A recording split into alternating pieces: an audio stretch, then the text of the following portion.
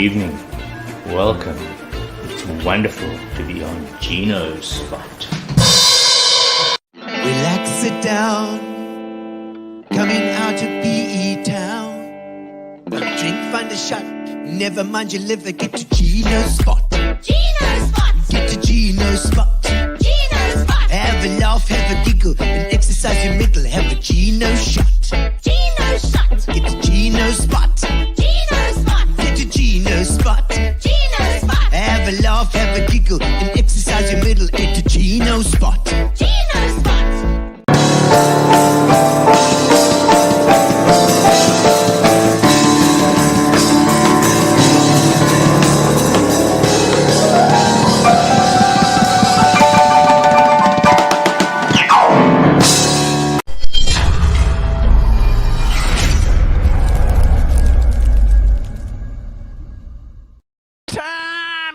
It's time, ladies and gentlemen. Welcome to Gino's Spot.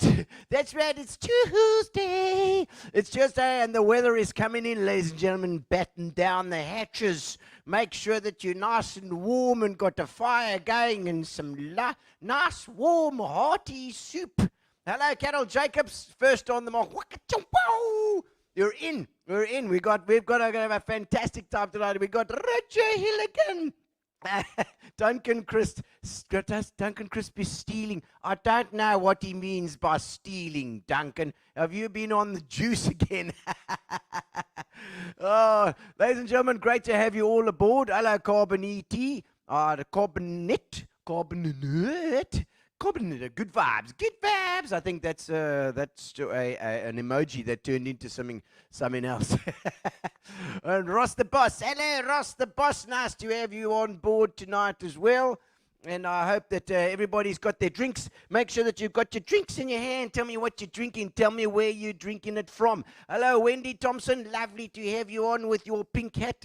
Your pink hat matches my drink tonight. It's a little bit of a Shirley Temple.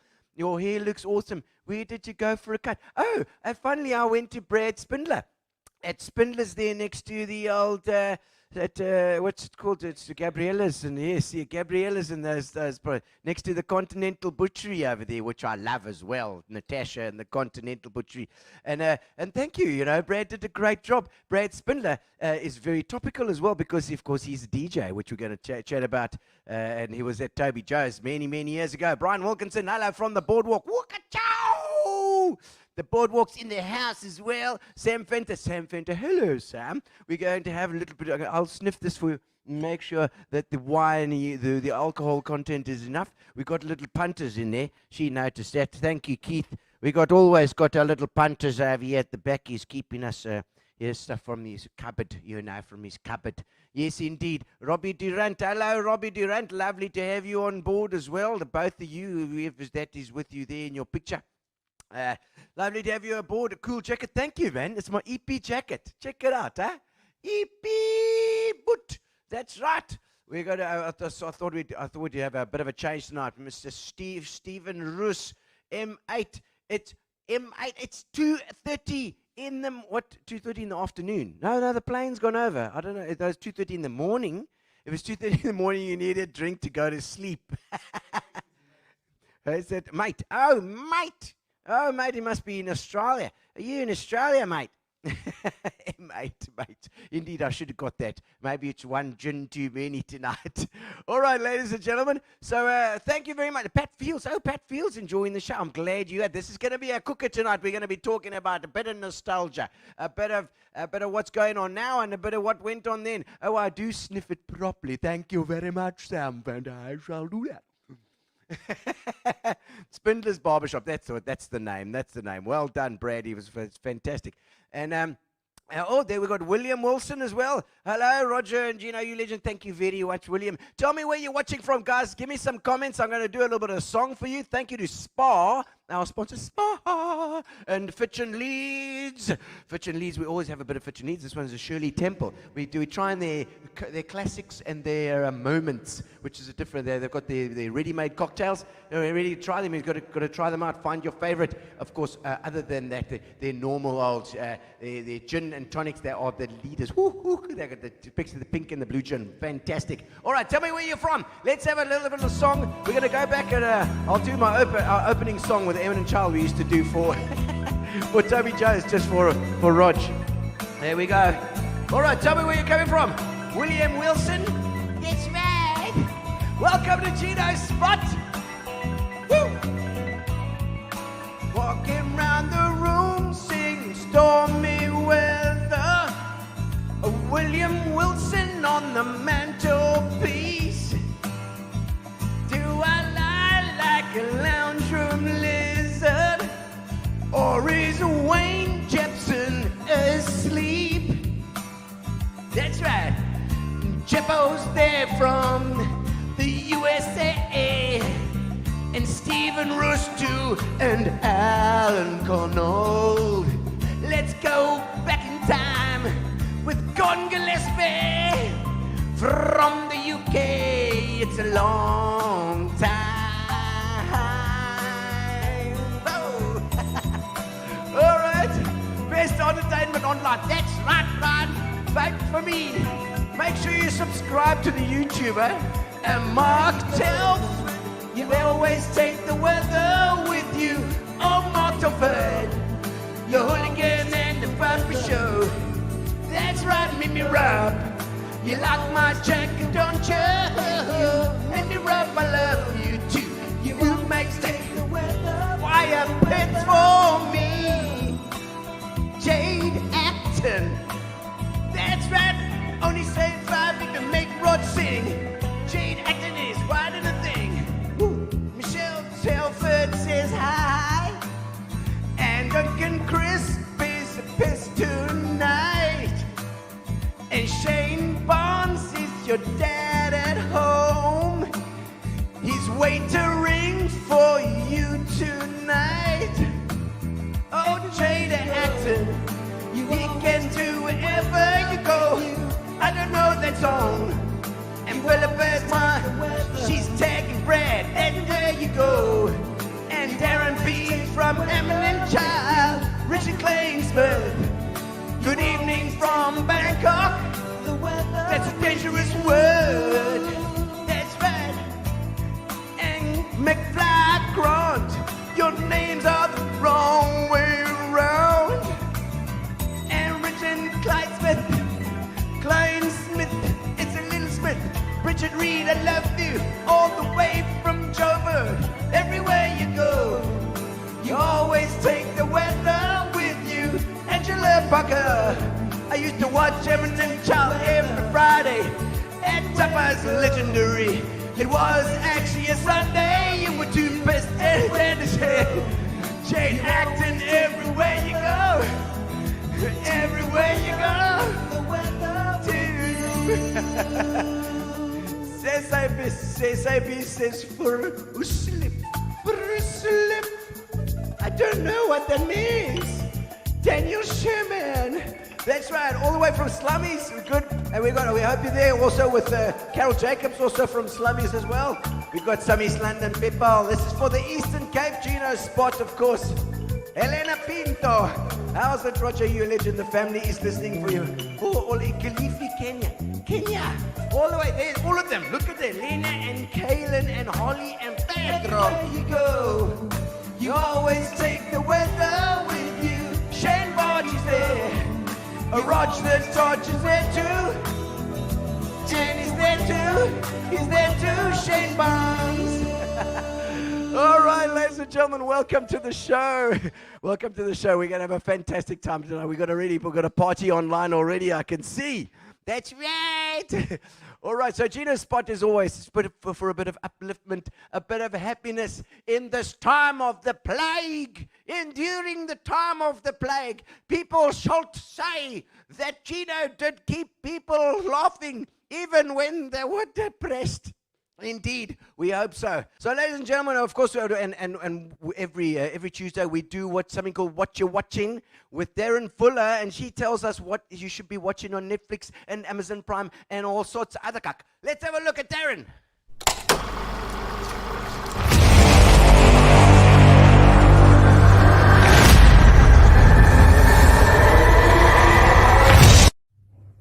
Hello everyone, 'tis I, Darren. I am at my place of work. Is Blood Buddy Senior, and yes, I have been inside there once or twice. I have been Blood Buddy on occasion. This is Blood Buddy Junior. He only goes out for malls. So guys, this week, inspiration on Friday to go to my favorite place, which is the video store. And I got Keep for Weeks. I don't know, I was just in this like old thriller horror mood, you know, like Bone Collector, Kiss the Girls, you know. I was in that kind of vein. So I went and got some horrors. So we're going to be doing horror. Very big surprise, I know. Christmas last week, horror this week. So I was going for that older vein, you know, I wanted to try out late 80s, like early 90s. It was a severe mistake. I watched The January Man, which is, Kevin Kline, I think it was Harvey Keitel, Susan Sarandon, and I was like, dang son, that has to be, Alan Rickman. I was like, that has to be gold. And it was about a cop who comes back to catch a serial killer, and I was like, damn, that must be so good. Guys, it was terrible. You know, like the serial killer was attacking people with like smooth jazz in the background. It was awful. There was no plot. I didn't understand anyone's meaning or their reason to do anything. It was atrocious. No.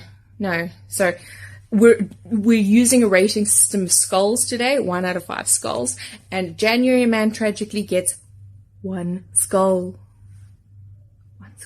Had taken out Cold Creek Manor, which is Sharon Stone and Quaid. Anyway, so I watched that about a couple that moves into this old manor, and there's a lot of mystery about it. There's a bit of murder. I enjoyed it. It was very good. It wasn't as supernatural as I would have liked, but it was quite thrilling. It was a bit scary, and I really love manors.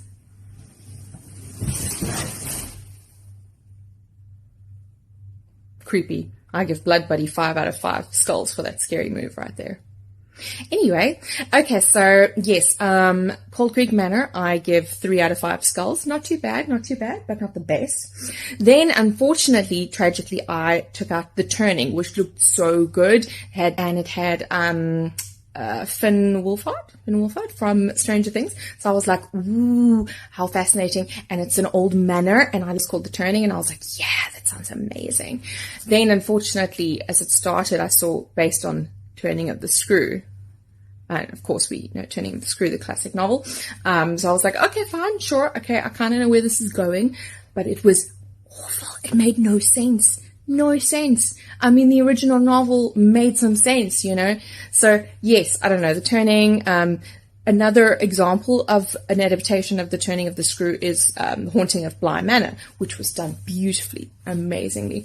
This, unfortunately, gets 2 out of 5 skulls because it made no sense whatsoever. It was barely even scary. I watched on Netflix, guys, a classic horror movie just came out. It's an Italian film.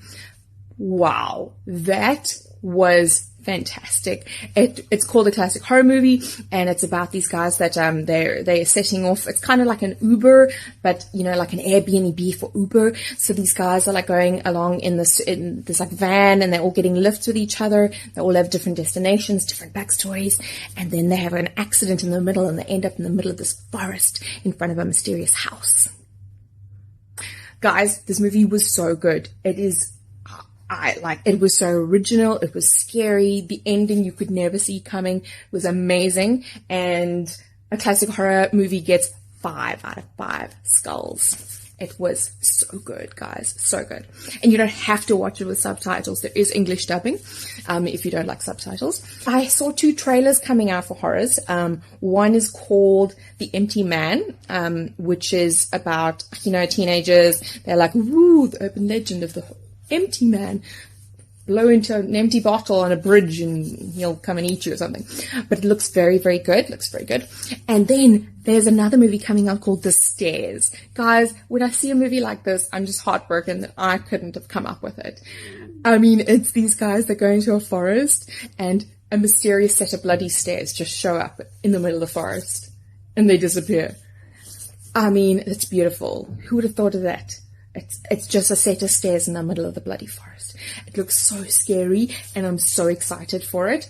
So there's a lot of good horror coming out as well. In advance, I give both of those trailers 4 out of 5 skulls because of their potential.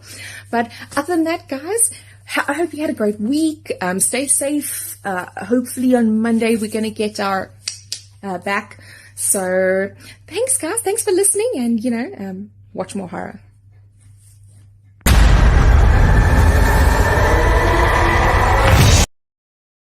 All right, Darren, always a bit of horror and Christmas always mixed up together. I like the way she gives these things 4 out of 5 before she's even seen them, just because of the theory.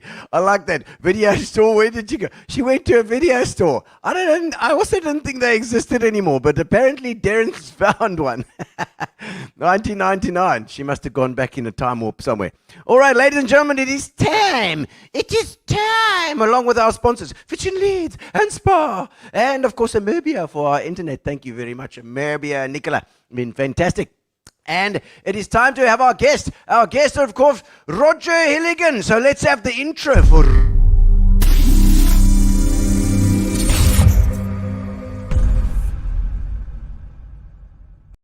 Yeah, there's it. Oh, yeah. Let me move. There we go. We're in. Welcome, Rog, to the studio. Welcome to the studio. Cheers, how's it? Cheers to you. I'm still holding my mic here. Let me get this. Let me get our mics going here. Can everybody hear us nicely now? Excellent. Oh, Rog. How's it, Gino? To have you on, man. Lekker to be here, man. Thanks for having me. You know, it's been a long time. It's been a hell of a time. I mean, and obviously with god awful COVID and God knows what else, the restaurant industry and everything's been completely decimated. And And so, I mean, for the musos, as well as I do, I know we were talking about just before we started about the musos are the hardest hit and the entertainers. No, they've had a terrible time. I feel for all of them, Yeah. Especially all the guys involved in the entertainment industry completely. I mean, across the board. Yeah, we're talking about Dave Leverington. Dave's out there surviving. I don't know what he's doing to survive. Yeah. Dave, somebody take Dave, because he should be here on the show as well. I think he should be. Glenn van Eck, we've had on. Glenn had a hell of an accident, but I see he's doing better now. I don't know if you heard about Glenn's car accident. He's had rehab. He's been rehabbing at Aurora, and now he's with his brother, who's serving him hand and foot, Sean. Shit. And but I think he's doing well. I look at his updates and I hope he's doing well. Glenn, we love you. We hope everything's going to go all right there. Angela Newton says classic chick. Oh, classic chick. Oh yes, enjoyed Darren. Darren is bedorned. She is crazy, that lady. Gillian, yeah. Yeah. Gillian says Darren's crazy. What is still a beer in the hand? It looks like she's got something in her hand as well. She can't type with that other hand there. It's Stephen Russ. Is that a mate of yours? Yeah, sure. Where's Stephen? Where is he? Where are you? Yeah, but I don't know where all these acts fit in. They're somewhere along the line. Along the line, yeah. Someone, Stephen. Early days. Tell me where you're watching from, Stephen. I don't know where it is. I can't remember if I sang it. UK, Australia, Sydney. Is it Aussie? Is he Oz? Okay. Yeah. He's in Oz. And Pat Wood, dang, is an old school jacket. You know what? This is from my dear aunt, and I think it was a what's that thing where they swim in the pool, the dancing in the pool, synchronized swimming. See, she was EP for synchronized swimming, so that's what this is. Except I'm swimming in a glass now, ladies and gentlemen. William Wilson, you don't look a day over 40-ish, he says. William. Have you hit 50? Yes. You hit 50 Just. already. Yeah, Just yeah. as well. So were you class of 88? 87. 87. Yeah. So 1 year older than myself. Yeah. You're in there. And, Yeah. and whereabouts at school? Selborne in East London. East London. So Yeah. you're a Slummies boy. Yeah, sure. I didn't even know that. Yeah. No wonder there's some Slavies guys. There you go. Thank you, Duncan. Duncan's tagged Dave. I hope he's watching as well. He's probably locked down there in England somewhere. Claire Scott. Rog, you beaut. Scotty. Cheers, man. Or is that Rouge? I don't quite know. Rouge. Pop. What's Pop Ale says? Pop Ale says hi. Pop Ale. Pop Ale.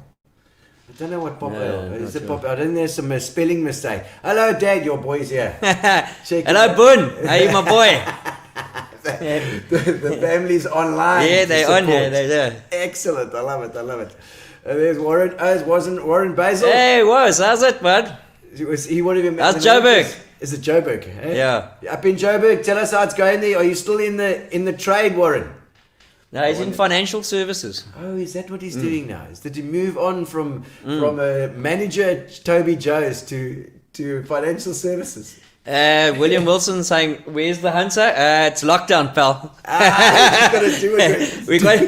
You get what you have what you can take. Eh? Yeah, so take what you get. That's absolutely. I see he's standing in front of the Eiffel Tower there. Yeah, no, he's a lucky chap. Is that the real Eiffel Tower? Is that just a cardboard cutout there, William? He's showing off there. he's probably on a whiskey sponsored trip to Paris or something. Oh, well, then I've got it. I want to do a whiskey show. I've got to do a whiskey show as well. Jono, how's it? Jonathan Rebine. Is it Rebane? Reben. Should be a tequila in your hand. Well, bring it around, Jonathan. Yeah. Bring it around. We're here in Warmer. Just let us know. We'll make a plan. DJ Punch. Yeah. Forgot that name. Oh, did he have a... It was the stage name. Yeah. Oh, it must have been a hell of a time. No, it was Thanks, flipping out. Absolutely. No, so I mean, well, let's catch up quickly with what you're doing at the moment. Right. What is happening now with Roger? Okay, so we're supplying the hospitality trade. We've got a distribution business, so we supply dairy and products to the restaurant industry, and ice blocks to the spas and the things and events and like Iron Man and whatever. Yeah. Okay, which is non-existent. Yes, that sort of thing. Yeah. But yeah, no, it's like a little simple business. Okay. And and keeping going now at just little bits and pieces here. Little bits and pieces as we can, and we wait to pick up and hopefully on Sunday. I will see what he says on Sunday. Yeah, we'll see what he says, but, and we take it from there. I mean, it's. I don't know if it's looking too great. Stephen Roos saying Brad and I worked at the Wimpy opposite Toby Joes. Oh, jeez, okay. Many a drink back in the day. I think we locked up some underage kids in there the one night. You know, you've just blown, Stephen. You just made me. I totally remember the Wimpy. Oh my soul, I remember the Wimpy. Paul Stevens used to own it. There we go, Brendan Kelly. Saying Paul Stevens was he the owner of the... Yeah, he was the owner of that thing. I think we rounded up all of the under-18s one night and we locked them, and then we gave them a choice to phone their folks or phone the cops. Check out Brendan Kelly's watching from the side of the road. Other side the Olifants Kop Pass. Oh my soul, that is so hectic in this weather.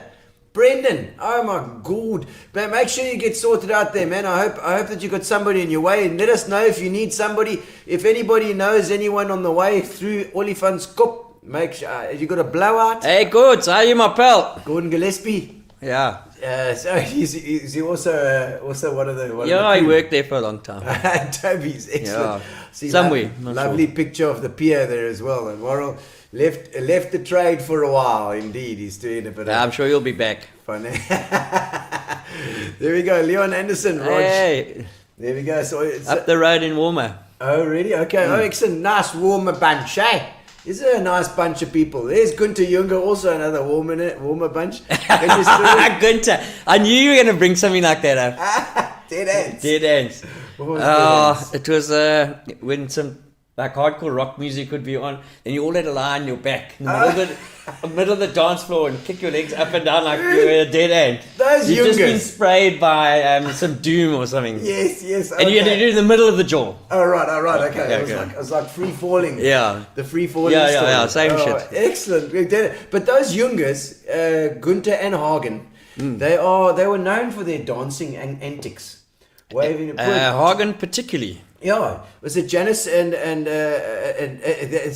Hagen used to twirly around. Yeah. His poor I think some of those surfer jewels, Hagen used to take head bashing to a new level. Yeah, he did. He did. It was. I think he thought it was a contact sport. Yes, I think so. Nicolette Riley, it's so nice to Oh, you guys yeah, speak. how's it? Hello, Nicolette. Lovely to have you on there as well. And William Wilson. She said, get involved in a whiskey show. I want to do a whiskey show here, William. Let's make a plan. I love my whiskeys. I love my single malts. You like a whiskey?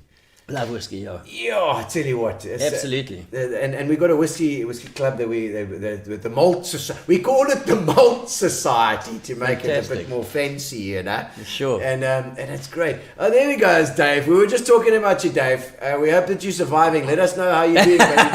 Dave, call me tomorrow. Obies. I've got a few bottles. Oh, nice. Okay. There we go. I don't know if Dave's back. Let us know if you're back in town, Dave. Of course, for what's it, above and beyond. That was his story, yeah. Parkers. Thanks, Ange. There we go. The Parkers from Mill Park, staring down on us. We're in the valley, Angela. So if you look over into the valley, we're right there in Thomas Road. Uncle Roger's also a master chef in the kitchen. I didn't know that. Are you a bit of a cook? I love cooking. Is it? I don't know about a master chef, but yeah. Their kids are mates with my kids, and Okay. every time they go to school, they have to compare armies. And yeah, I make a mission of making good sarmies. Did you ever get into the cooking? You get into the cooking scene? I mean, did you? Not Restaurant? restaurants, but Yeah. not me personally. Yeah, just not in the kitchen. Yeah, no, You worked in the kitchen. open fire, no problem. Okay, Brian, a bit of a Brian. Yeah. You No, like but- to experiment a bit with that. Yeah, stuff, sure, so. absolutely. So your wife also, my wife moans at me. I know you're not married, but your mates moan at you if you put too many things together. Like Philippa always moans at me for like trying out new stuff. Yeah. No, you can overdo a braai by adding too much. I agree. I agree with you a bit there, I must say. Oh no! Yeah. Your greatest fans, the Parkers are there, Warren. Yay! Excellent. Yeah. No, so How's it, Parks? there's Melody Tyler. Hello, Melody. Lovely to see Hello, you. All these Melody. old names popping up as well, man. Jeez. Melody's a legend. We still have alcohol. Only Roger would still have alcohol at this time. I know he's not going through it fast enough. Or I wonder if he had a stash. No, I got a stash. Did you foresee that happening? Yes, no, we read between the lines. Man, I'm sure all your stock that you were going to sell has now been usurped. Wayne Jepson, the Jeppos are here as well. I see. Hey, Jibbos! Jeez, where are you? Yes, Somewhere sir. in the States, eh? They used to be Thomas Road guys here as well. They were Yeah. up the road here. Yeah. You know, we're in Thomas Road.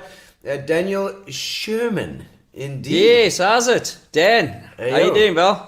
See the whole family. Slummies. There's also Slummies guys. Excellent. We're going to tell them about Einstein's red bucket. Tell me Yeah. about Einstein's red bucket. All right, it's a DJ story, that. Okay, tell right. me. We'll get into it early. Okay, straight in. Yeah, we All in, right, we here we in. go. So the DJ box is connected to the bar area, and the toilets were on the other side of the dance floor. Okay. So when it was humping, Yeah. they couldn't get there. Oh, I see. There was a red bucket. Oh my God! I couldn't get to the toilet. Yeah. Oh my So soul. there was the red bucket for emergencies if the ex couldn't get across. And it became legendary because that red bucket actually eventually moved from Einsteins to Indigo. And Duncan Crisp was a regular user of the red bucket. Oh really? Yeah. You know, that's like health and safety issues. I don't think there were any of those things back well, then. back then, I didn't worry about that Yeah. stuff. Well, especially it was asked Brad Mackenzie about that. I don't think Brad he... Mackenzie? Yeah, he didn't adhere to health and safety too much. Oh really?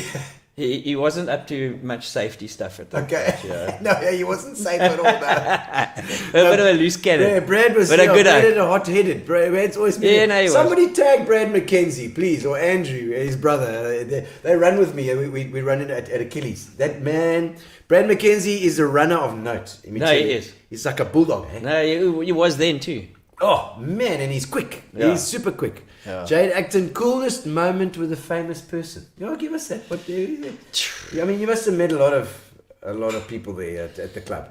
Yeah, there were plenty. I don't know what a coolest moment would be, to Yeah. be quite honest. I haven't thought of that one. Yeah, it's like I mean, when you're working, also when you're working in a situation like that, it's kind of in and out, and you're kind of focusing on different stuff, you know. No, sure. There was plenty of the books and those kind of things. Yeah, okay. And then the Cricketers. cricketers. Cricket guys, yeah. And then we had the Big Brother guys. Yes. I was just looking Bad at that on the Brad. way. Bad Brad was Bad there. Brad. The one. Oh God, I can't even think of. Frankfurt, yeah. Counting Crows. Counting crows. Counting Crows in the DJ box the whole night one night and just jawed with us. No ways. Yeah. That's so cool. Oh, no ways.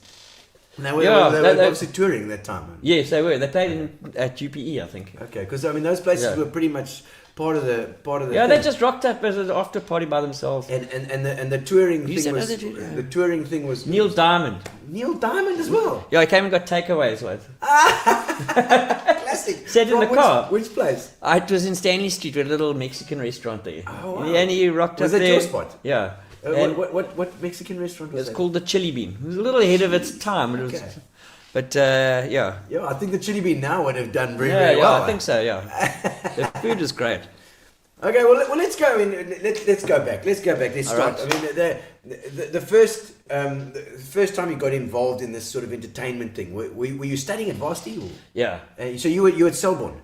I was at Selborne. Okay, and you came to study at UPE. Yeah, well, at the Technikon. Technikon. Okay, Yeah. okay. And ended up with the younger brothers. Yes. Oh, and Billy. and Billy. And Billy had a cargo mobile music going. Yes. And it was he was doing weddings and things and parties and whatever, and it was going well. Yeah. And then through the whole sort of friendship, and I think Billy actually lived up this road. Just Yes, so up up there, here as well. Yeah, yeah. absolutely. But Yeah. I've got a little message from Billy. If Gary's got it ready, I don't know if he's got Gary. Have you got Billy's message there? Let's have a quick look. Okay, he's gonna just give 2 seconds. We got a message all the way from Oz. He's about 6 or 8 hours ahead of us. But we got it. Have you got it there, Gary? Oh gosh. Okay, it's going through. It's coming through, babies. There we go. Let's have a look at what Billy has to say. He's got a nice Australian accent these days. Oh, really? Stick your earphone in there. Oh, shoot. Okay. Here we Hey go. Gino, how are you? Thanks for your call earlier today. You asked for a bit of a story about Roger. It's got to be the day that we met him. I think at the time he was living in Central with like in Diggs. Yeah. And I think Leon was there and Sharon and Hilton Levy. And I arrived there with just myself and Hagen and Gunther. And we met this Roger, and he had like this wire in his mouth. And he was trying to eat a piece of steak through a straw, and he was really struggling to get through the steak. And like he didn't say much. And Gunther and I left there, and we honestly believed that Roger was like one of these special needs people. He was basically mute. He couldn't talk. He could hardly eat. And we just thought, how kind his friends are to have just taken him in and take care of him. And of course, we met him probably a little after that. And by then the wire was out of his mouth. And we never met someone that could talk more than Roger. And he turned out to be a pretty normal and lively bloke. But we'll never forget the day that we met him with that that kind of mute-looking fella. Oh, he was a sad case. Okay, see you, mate. No, it's a true story. Billy, it's funny because I remember, I was saying to you, I remember being at UPE. I was studying and doing my degree there, and we were in the library of all places. I think I was photostating. That's what it was. I remember absolutely now because you guys were photostating Of course, we all were your- using the varsity's resources. Yes. You were photostatting piles of posters Yeah. for the Baron. Yes, correct. And you were handing out, it was like, guys, the first Saturday, we're going to Saturday night, you got to make sure you get to the Baron, We were all like, oh, the Baron, what's this place? New club. Yeah. It was a new club. And so that was just post Cargo, which was Gunther and Billy then. Good turn, and Billy Cargo, and then I got it. I sort of worked for them and got involved with them and the whole story. Yeah. And Were you carrying stuff? I was packing speakers in the bucky and stuff like that, and then we were doing all the jewels down like at Heatherbank and Alsatian Club and whatever. Of course. I think I might have been selling a few beers out of the back of the bucky. They started with that. Yeah, sure. So it was lockdown before lockdown. Yeah, of course it was. And so I think I got hold of one of the societies. Okay. Like, I think it was Habitat. Oh, right. You know, like, 'cause I actually don't do anything. At Varsity, But they had access to facilities. Right. So yes. I think I bribed them and gave them $200 or whatever to use their name to hire the Dan's Den out. Oh, no ways. So we got Cargo to play for us, or us. Yeah. And I think I spoke to Ross Clemens from SAB and organised beers from him. Jeez. And we sold beers at R1 a beer.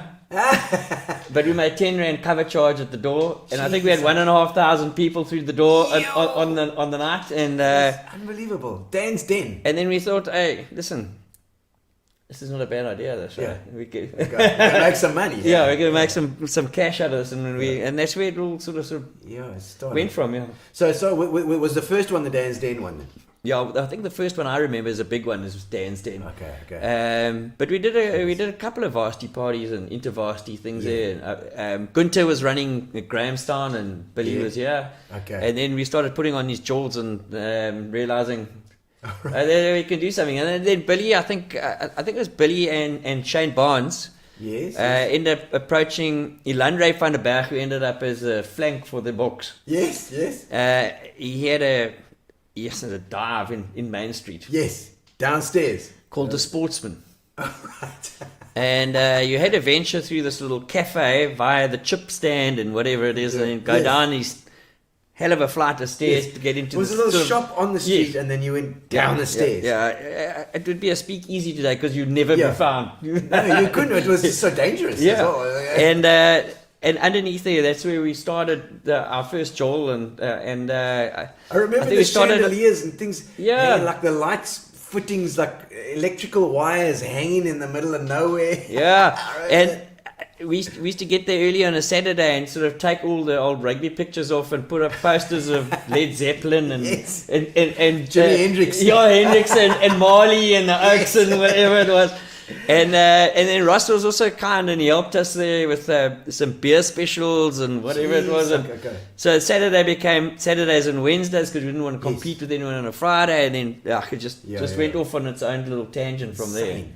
I mean, I remember playing with the Shrinking Railroad. It was Sherrod van Rooyen, Joe van Linden, and Simon van Linden, Joe's brother. Yes. Was actually the drummer Yes. for the band, but he couldn't make it for some other reason. I think it was in Cape Town or something. And Sherrod and Joe phoned me. Said, "Hey, listen, we got a gig at the Baron. We're playing. Can you pull in on drums?" So and I knew their songs. I knew their stuff. And so we pulled in there, and I tell you, we ended up playing in our bloody underpants because we were so hot in there. Yeah. And I remember that It was hot, yeah. That It was hot. staircase going up was like it was a funnel, and the humidity from everybody's breath in there used to go up like a jet engine. Yeah. Through up into Main Street, and in Main Street you'd know where the Baron was because there was this mist coming out of the front shop there. And you couldn't miss Harley's pizzas. Yes, That yes. oak in his combi. Harley. Yeah.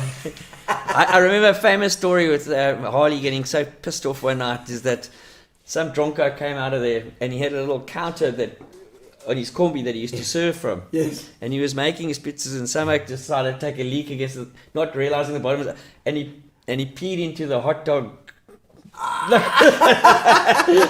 thing, and Hardy was chasing him down the road with a set of tongs, and it was Blue Murder and whatever.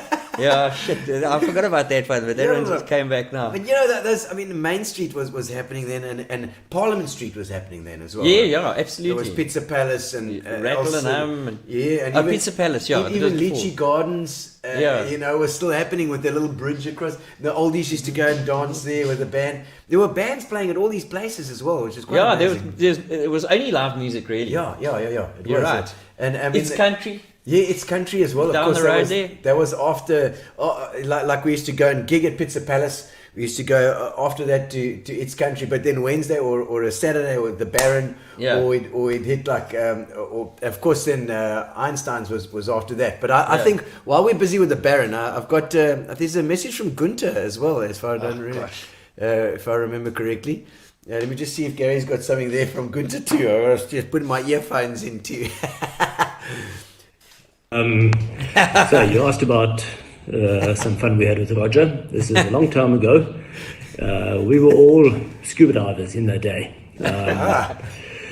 So one day, myself and Roger decided to go out on his boat. He had a little duck, and we decided to go diving on the Harlem. So we managed to get the coordinates and the sightings, the landmarks, and out we went. And we effectively got to what we believed was the site. We spotted it, and effectively down we went. And these were the days before GPS, so it was not a matter of just pitching up and knowing exactly where you are.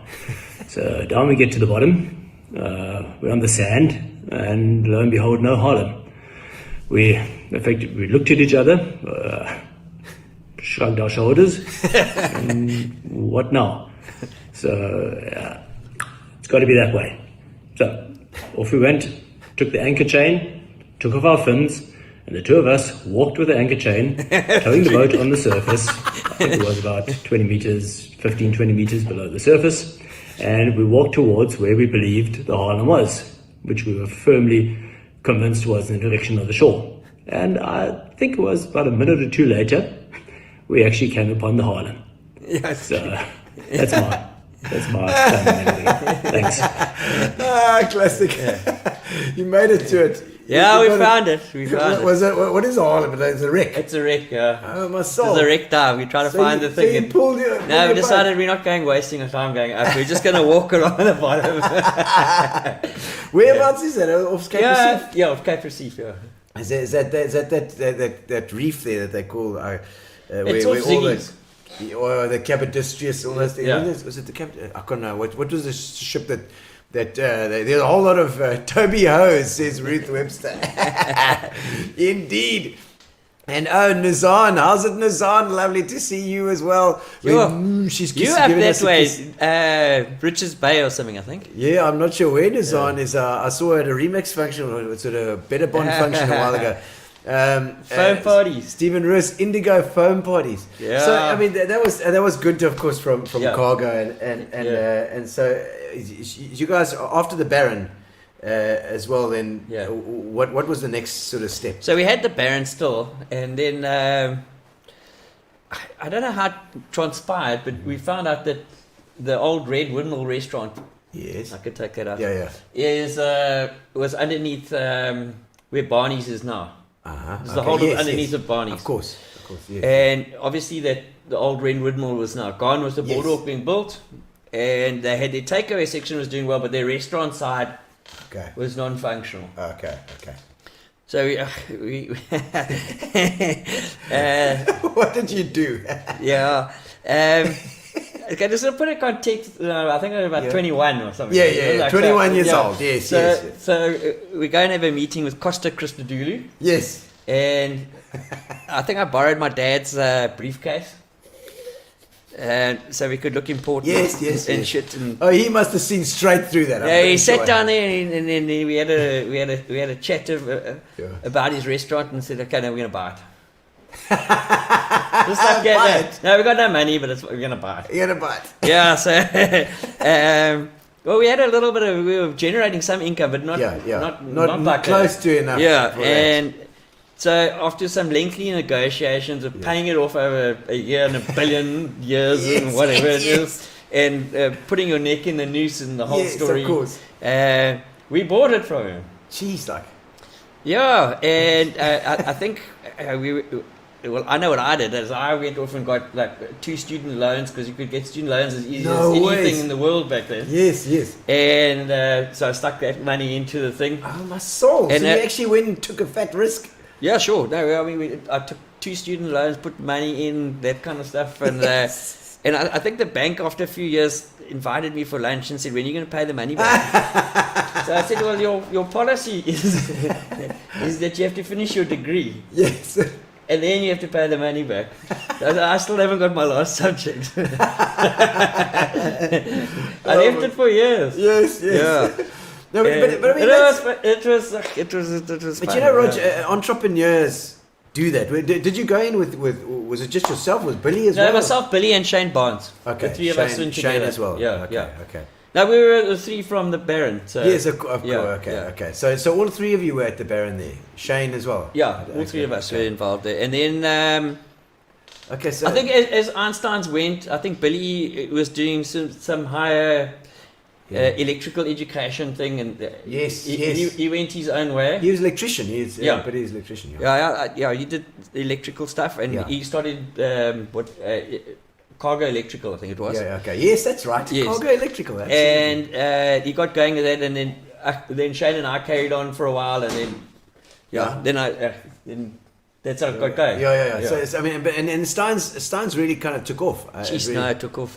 And so there must have been money then to pay Chris Tuduli then. Yes, no, we right. paid him off and all that. Yeah, thing. so it actually worked. I mean, Yeah, it worked. And you know that's incredible for an entrepreneur Yeah. to know that sometimes you just, if you believe something, I mean, you guys knew you were gonna do this club.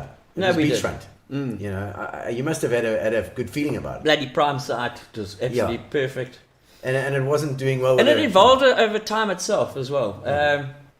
Because it was like a Wednesday, Friday, and a Saturday night, like traditionally was in those days. Yes. And then Cadillac Jacks opened, and they started like murdering our Friday night. So we started with alternative kind of music or different music Yes. on our Tuesdays and Thursdays. So our Tuesdays and Thursdays became busy. They were iconic, those Yes. Tuesdays and Thursdays. Yeah. Because that was Barney Simon vibes. And, Yeah. You know? Oh God, that's an old Baron story. He was Yeah. the first 5FM DJ ever to play in PE. Yes, Barney. He's been down a lot. Yeah. I mean, he's- I still handwrote the contract. I think we paid him 2,000 rand, flights and accommodation. Yes. And I remember telling him, we can't afford the accommodation. So you have to come and stay in our digs with us in Walmer. Which is also, in River Road. Yeah, River Yeah, Road as it's a well. legendary little area. This, yeah. Yes, it is. And so he came and stayed in our digs. Excellent. Yeah. To save a bit of money. To save and we didn't have to take him out to a restaurant. He had a braai with us. Oh, brilliant. Yeah, so Yeah. you didn't have to pay for that as well. No, Like, it was like trying to hold Jeez, the money. I remember being petrified about the appearance fee of $2,000 at the time, and I think I just got a cell phone, which was right. I could try and check what was going on with the oaks down the bottom, but no one was answering, and we had to drive down the what's it? Brickmakers. Where all those houses are, Yeah, down to Duncan, Main Street, Duncan Street, Duncan. yeah. So course, going to down the there, Baron. going down there, like, Duncan. oh my word, Is there gonna be are enough there going to people? be any people there? Yes. Is there anyone going to be? Yeah. And then it was packed. Was it packed? Oh, that is so queuing cool. down the road. And Jeez. I had a few of those moments. Carl Cox was another one. Yeah, at really, Indigo. Really, yeah. Yeah, which was a huge layout, and Yo. anyway, it ended It's a up- chance because you think they got that on the edge. I mean, Gary knows exactly what you're talking about as well Yeah. because he's done it so many times, and Yeah, sure. and sometimes it fails. You know. Yeah, sure, of course. I mean, it I'm does. sure you must have had failures. No, as well. of course. Yeah. You don't take any risks, no gain. Yeah. It's Yeah. when was the time that it really cocked up that it didn't work? Sure. Can you remember one that you were thinking, oh, you were gonna cry?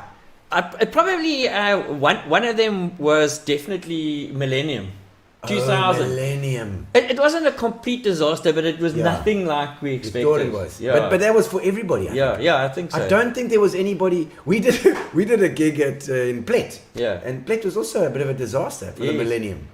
It was what's it, the guy that used to own Formosa, Chris. Oh, yeah. Chris, who's the guy the Formosa? Chris. Come on, I know Chris. I can't remember his surname now. No, I can't. But But somebody will put his name up. I'm sure we'll check it out now. But it's in Plet it was Formosa and Cave Rock always. Yes, yeah. Before Rage was even really Rage, I suppose. Yeah. Weren't you guys doing something there as well with that sort of Plet Rage? With Plet Rage. Oh, Plet Rage, yeah. So. I know I'm being set up here for a story. I know. Yeah, I don't. It could be. We started.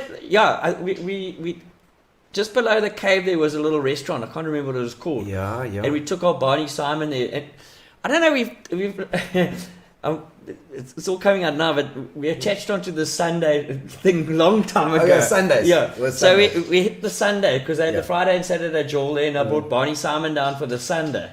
Okay. And it was so flipping busy. Yes, like I think broke windows because they fell through and there's so many people out. Shit, it was so packed. And I think the next year we decided we're going to go and we're going to do Carmouth. Yeah. Yes. At my friend Greg Sumner's place, Carmouth, and then Saturday in PE and Sunday in Plet, and then a tour. Yeah, a tour, and we hooked in with the cave then. Yeah, okay. Yeah, Cave Rock. and then we started doing the cave for a few years after that. Yeah, okay.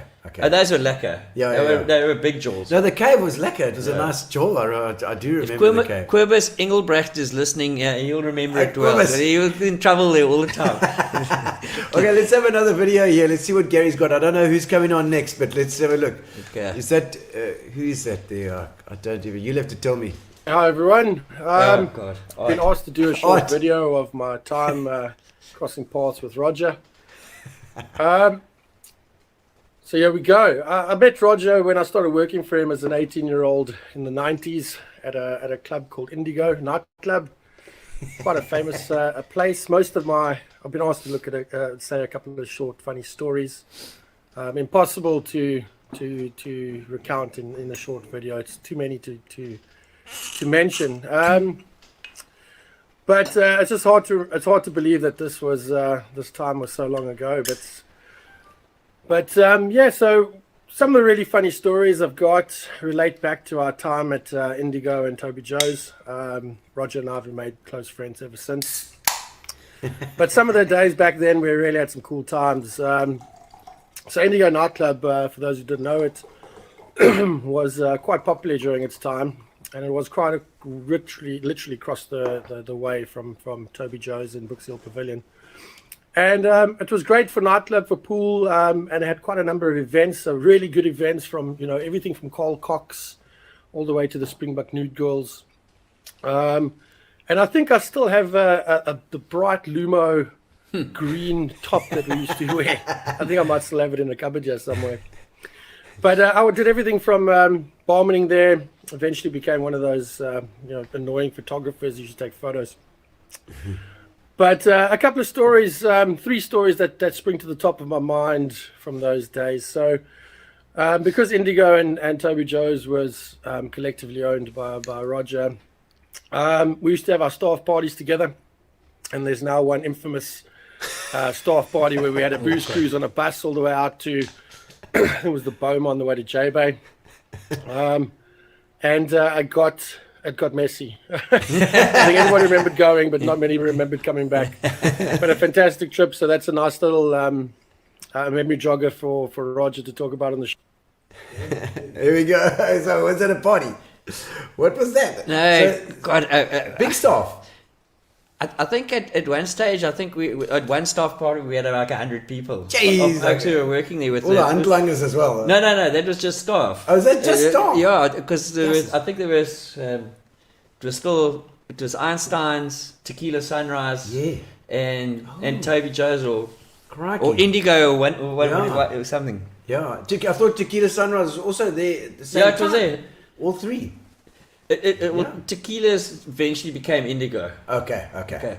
So I think then it must have been Indigo, Einsteins, and Toby's at the same time, and Dorman and whatever it was, and But listen, those staff parties were legendary. We used to hire buses and go on a jaw, like proper. It's amazing. Makes it go wild, eh? Yeah, Yo. I'm sure it was so. And I'm sure because so many people are involved as well. There's this extended thing as well that comes out of it too. So it's like a big family, you know. No, 100%. And also the acts who worked at Indigo wanted to hook into the chicks who worked at Toby Joes. So It was like, there's a good. Oh, there we go. Let's have a listen. my word. Yeah, unfortunately, the wrong one. Okay. Oh, sorry. That's right. I moved it, sorry. Okay. I removed it. Okay, well, we'll get that one just now. I Okay. don't know who that was. Ellen from Toby's. Okay, Ellen.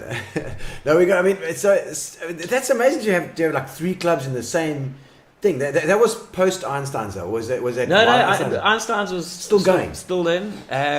So from Einsteins it became. Then I started Tequila Sunrise. Yes, I remember going to Tequila Sunrise. No, It was- I think Tequila Sunrise is a little forgotten hero. It was a flipping great spot. It was an awesome club. Yeah, I it was. remember that. It really cooked. It was It was really kind of on good the fun. other side.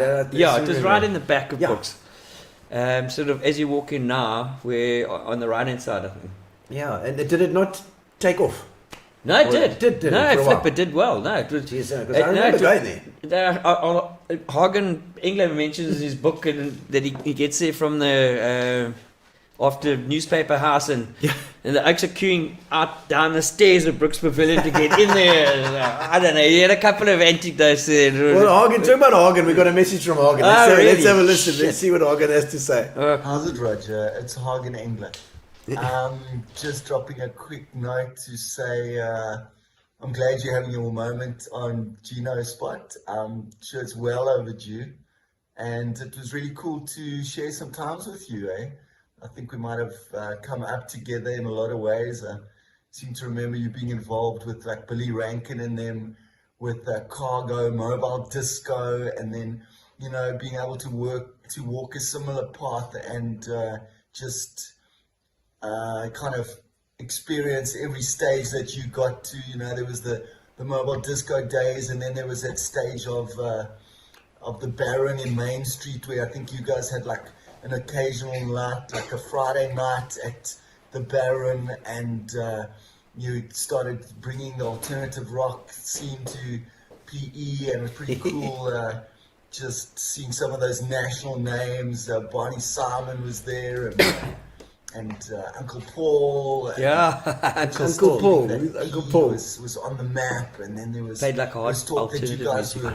were setting up a proper nightclub, and then I think that became Einsteins there on the beach, the boardwalk, and it was also the days where there was alternative rock. Which was alternative rock Tuesdays and Thursdays, and then there was commercial dance, and then there was proper house music on like Sunday nights till dawn, and just feeling like there was like a really viable scene there. And then you guys moved into actually proper upscale nightclubs with Indigo, and then what was it? Toby Joes became like a real fixture, and actual commercially successful business ventures, and it made us feel proud to know that we knew guys like you that actually made a go of things. And the feeling was, if Roger could make it from mobile discos at Heatherbank to running a viable business, then people like us can also succeed. And I think I even had a little magazine, and I think we used to put like little adverts for Indigos and Toby Joes, and it just felt like we were all part of a scene making things happen. So just want to say really proud to have walked a bit of a path with you, and to help put PE on the map as much as we could. Joel with Springbok Nude Girls, and whatever DJs that you guys managed to bring down, and just go scopping with Duncan Crisp, and host all of those PE beauty competitions, and with all the most gorgeous women in PE, and there was even starting to be like male modeling gigs and all of that, and it was all happening at your places. So well done, bro. Stay killing it. we walked a long path, and I wish you the very best for the rest of it, man. Stay strong. Oh, just great tours there. Thanks very much, pal. Yeah, thanks very much. What a legend! Yeah, what a legend. I remember he had that magazine out, and I can't remember what it's called. You can put it in there. He had the Saturday article about the surfing, surf's life or something like that. Yes, Life's the Beach. Life's the Beach. But then couldn't wait to buy the paper to read it. That was his regular thing. Yeah. That was really cool because it was in this and it's really the way that Hagen writes is that was his thing was the colloquial way that he wrote it. Complete. He sounded like one of us. Yeah. We were there, the O's, with the jawless. He was writing exactly like we spoke. Yeah. But he had another thing. There was another little magazine thing that and I can't remember what it was called, man. Because I used to work at Pop Shop. I don't know if you remember. Yeah, sure. At Westbourne Road, we used to provide all the gear for the guys, and Duncan and Craig and the guys. Yeah.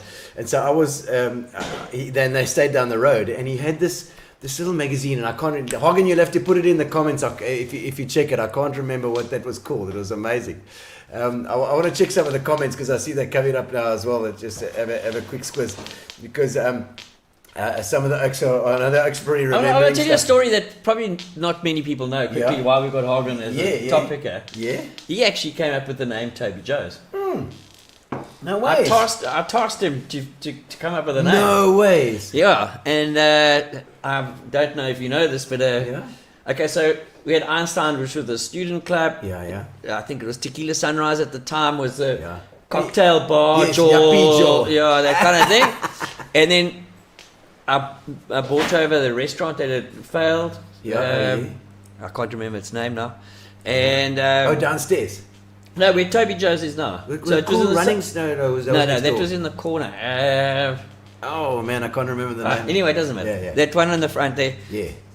And I said, okay, I want this more sort of an adulty vibe kind of thing with a big pub around and wrap around, and we're going to do some food and stuff, which I sure should never have done. No, I didn't know much about that. And anyway, so a Toby mug is a pewter mug with a lid. The bar, the ones that are in your dad's bar. So I said, and he came with it's on the CSC Fairing Oak, Toby and Joe being the mug. Yeah, Toby Joes. So that's where it came up with. Oh, no ways. Hagen, well done. Yeah, he did.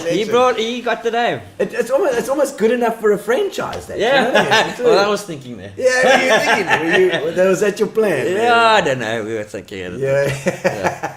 When it started to do so well, I mean, and it was really a golden time for you then as well. It was really with Toby's. Yeah, in those times, there's Einstein's, Toby's. Yeah, shit. I think that was. I feel sorry for the kids in PE now because I don't know if there's. Not that there's nothing to do. Yeah. I'm just saying there's not the variety that there was. I mean, there you had Tuppers upstairs. Donovan was running a bloody great show there. I mean, you had Continuum, you had Hot Shots, you had.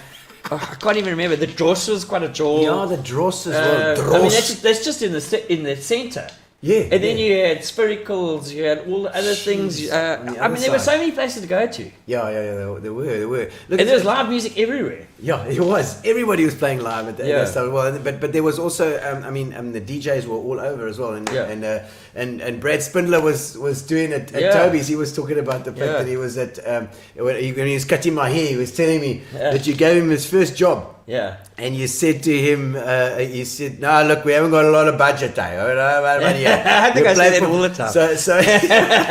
So he said, no, you'll play for free for the first couple. No, I think you might have, After the first one, you said you hired him, and he was his first gig. No dance music is what I told to Brad. Yes. No dance music. No dance music, So he started out with the rock stuff. He started behind the bar. He just played in the corner of inside the pub. For a long time. Yes. A long time, and you could only play sort of sing-alongy kind of music, and that kind of. Well, of course, I was with Eminent Child, and we did Sundays deck parties. So I used to have my carpetbagger every day at 3 o'clock. 3 o'clock we used to come there for lunch, and then afterwards we'd set up and get our stuff, and our gear was heavy, and I just remember that. And but that deck used to absolutely pump every Sunday. Thanks, Greg Sumner, for building it. Greg Sumner, it was stood the test of time there. Tell me about that, because that was a hell of a thing. Wait, what did you? So there was no deck there originally. No, there was no deck there, and with that site, I always believed you got to just have the biggest deck that you can. Well, it looks out over the sea. Yeah, I mean, the biggest is best always. Yeah. You know? And so we Greg built that deck, and he there was some drama with one of the other pubs upstairs with. It laid some complaints to the municipality. Oh, geez. Yeah, so and Greg phoned me and said, listen, actually, they want to demolish the deck. Oh, shit! And like, what must I do? I don't give a shit. What could they do? You build the deck! We'll deal with other shit later. You build it! See, they're going to take my equipment away. I said, I don't care. You build it. Keep on. Yeah, I wonder how they got it. So did you eventually have to get permission and all sorts of stuff? They tried to get an order against us to have it pulled down or whatever it was. Okay. And it was, I'd built 1.5 meters over the boundary. Okay. I'm not very good with boundaries. Yes, you push them. And so we went 1.5 meters over the boundary, and I went over to the land. I found the land was. It was the museum's land. Okay. So yes, I rented 1.5 meters by 3 meters of property from the museum, and they couldn't do anything. Well, I remember when we used to play the deck, I used to moan if we played during the shows. Yes, that was fair. Yeah, enough. for That was the fair dolphins and stuff. I remember that. Because I remember X jumping over the wall and going skinny dipping with the dolphins. Yes, I know. Gee whiz, I know. My word. And I see Dave been back in PE since March. Excellent, Dave. Glad to have you back as well. Corin Goldfarb. Yeah. So lucky to watch. Good, I'm glad. Corin. Tim Fraser. There's Tim. You know Tim's up the road. We can actually see him we can see you from outside here if we look up on the hill. Shanae Klitzer. Oh, yeah. She had a few jewels there, that's for sure. Oh, really? LA. He's in LA. Look at that, man. Hey? Vegas, baby. Craig Gunn. Good on you, Rog. Craig is there as well. I see Wayne Jepson as well. Roger was our neighbour on River Road. Oh, shit, I didn't even know that. Yeah, no. We had a little illegal pub there in our back Oh, garden really? when we were students. Always trying. Well, your brain works like that. You like, there's a way to make money, you'll be there. Yeah, I think so. Excellent. DJ How's Jason. it, Jay? Jay's there. How's it, Roger? Good. Yeah. And hey guys, Anka. How's it, Anka? Nice to see you as well. Nifty. There's it. Marjorie and Moa's there too. See Maggie and Lake Farm Centre. Okay. Oh, we hope that you're getting some funds in still because of the NPOs are also battling as well. Lake Farm. Are you, Craigie? Guys. Craig Hort is there, of course. Craig and Rick got that sort of with Shane Barnes got that Sunday night Einsteins Sonic Youth jaw going there. There's it, absolutely. A couple of smart drinks and never.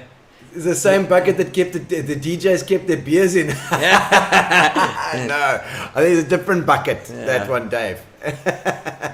Maybe Tyler, one last Einstein's Joel asseblief. Yeah. Oh my soul, we're gonna have to have a Joel. Have there been any reunion Joels?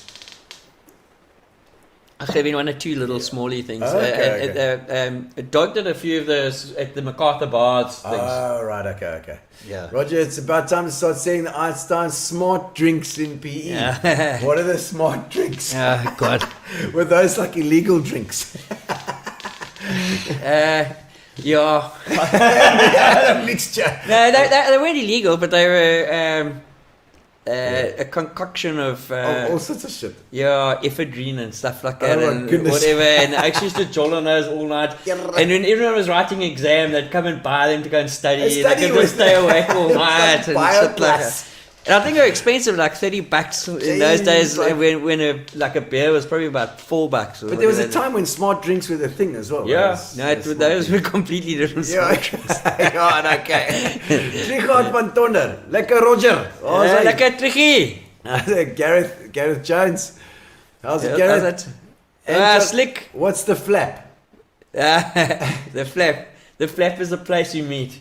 Oh, right. It was the Indigo entrance to the bar. So right. There wasn't any communication. It wasn't as easy to communicate. Then we'll meet you at the flap at 10. That was the spot. You can go wander around and go for a couple other jewels, but the flap at 10. The flap at 10. Okay. Yeah.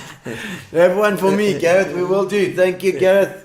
Cheers. Cheers. Nude girls, of course. I don't know whether he's talking about real nude girls or the band. They were still playing at Varsity in Stellenbosch when we brought them up here. I think I ended up in Stellenbosch with a cousin at a jewel. I saw that band. I said, no, these acts they are the shit. No, they are. Because one of the early, I mean, this was pretty much their first couple of gigs that they did at Steins as well, away from Cape Town, you know. Yes, absolutely. And we're still chums today. Yeah. I mean, I went to Music Kitchen. They had a thing a little while ago. Yes. And come on, it's all just exactly the same as the old days. Yeah. They're flipping lekker acts. No, they are. Mossel Tossel. Yes, Zelna, how's it? Zelna, is that a nickname? Mossel Tossel. Yeah, Mossel Bay. Oh, right. No, that was the worst celeb. Brad. He was terrible. No, he was terrible. No, I don't think he did anything. I think he just hung around and he threw T-shirts out. That's all he did. I remember we did a thing with him in St. Francis. Did you your DJ debut at the Baron? Did you? Sure. No, I almost died. Is it? Yeah. No, it was a Friday night, and I don't know, whatever. It was like a big jaw. Okay. And Billy was away. Yes. And Shane, our sort of resident, he was in hospital. He got rushed to hospital or something. My soul. And said, "Well, you're just gonna have to play then." So I did I tried to do a little cameo, like couple of songs, and when everyone was so drunk, they wouldn't really know what was going on. Yes. You got to play the whole night. Oh no! It was the West Indies. It was one of the first tests. Oh my After us, whenever it was in those days. Yes. And so the Rebel PE tours was packed. Yo. And I had a DJ the whole Friday night. I almost died. Yes, but I hooked it. I made but it. You're right. They didn't leave the dance floor. There were sometimes, when you had the CD players in those days, it was counting like 4 seconds. You said, I don't know what to play. Oosterrand, Duncan says. So he says Oosterrand. Oosterrand. I don't know any Oosterrand stories. I don't know. Os was always around. I know that. I remember listening to my sister's stories. Lauren Ran and Rankin, yeah. Billy. Lauren and Billy. In the days, yeah. I hope he's Carla. That's Carla from the horse unit. Yes, that's right. Yes, she's fantastic. I love you, Carla. This lady gives of herself, of her soul, every single day for those horses. Sabrina Castellin. Sabrina Castellin, che italiano? She says, shooters! No, we've never had any of those. Oh, there we go. There's Sam Fincher saying, because Sam was at school with us as well. We were in Sabi together with Billy. Me and Sam and Billy. Okay. Sabi at Clarendon Park, all the way from Oz. Stacey Hart saying, how's it, Rog? Toby's the best at times, your favourite staff member ever, says Stacey. Yeah, she was fired the most out of anyone ever. But she always got re-employed. Came back every time. You're fired! Okay, come back next week. Classic. All right, let's see. We got some messages from some others. All right. Maybe we can find a story here. Let's have a look here. Okay. The next funny story, really, I don't know if Roger even knows this, but so for those of you who weren't au fait with how the nightclub worked, we had a lot of hidden passages at Indigo, which ran from the cocktail bar through to a cold room where all our backup stock would be because the club got really busy, and then that ran through to the other bar, the pool bar. So there was 3 bars in the place. Main bar had to be serviced separately. So this back alleyway that nobody could see from the outside was also the entrance to the DJ box, where DJ Duncan Crisp, the one and the only legendary DJ Duncan Crisp, used to play. Now, I don't know if anybody ever noticed, but Duncan really never left the DJ box much at all, actually, during the night. And he was quite fond of a certain beverage, Captain Morgan Spiced Gold, which he used to polish a significant amount of on a nightly basis.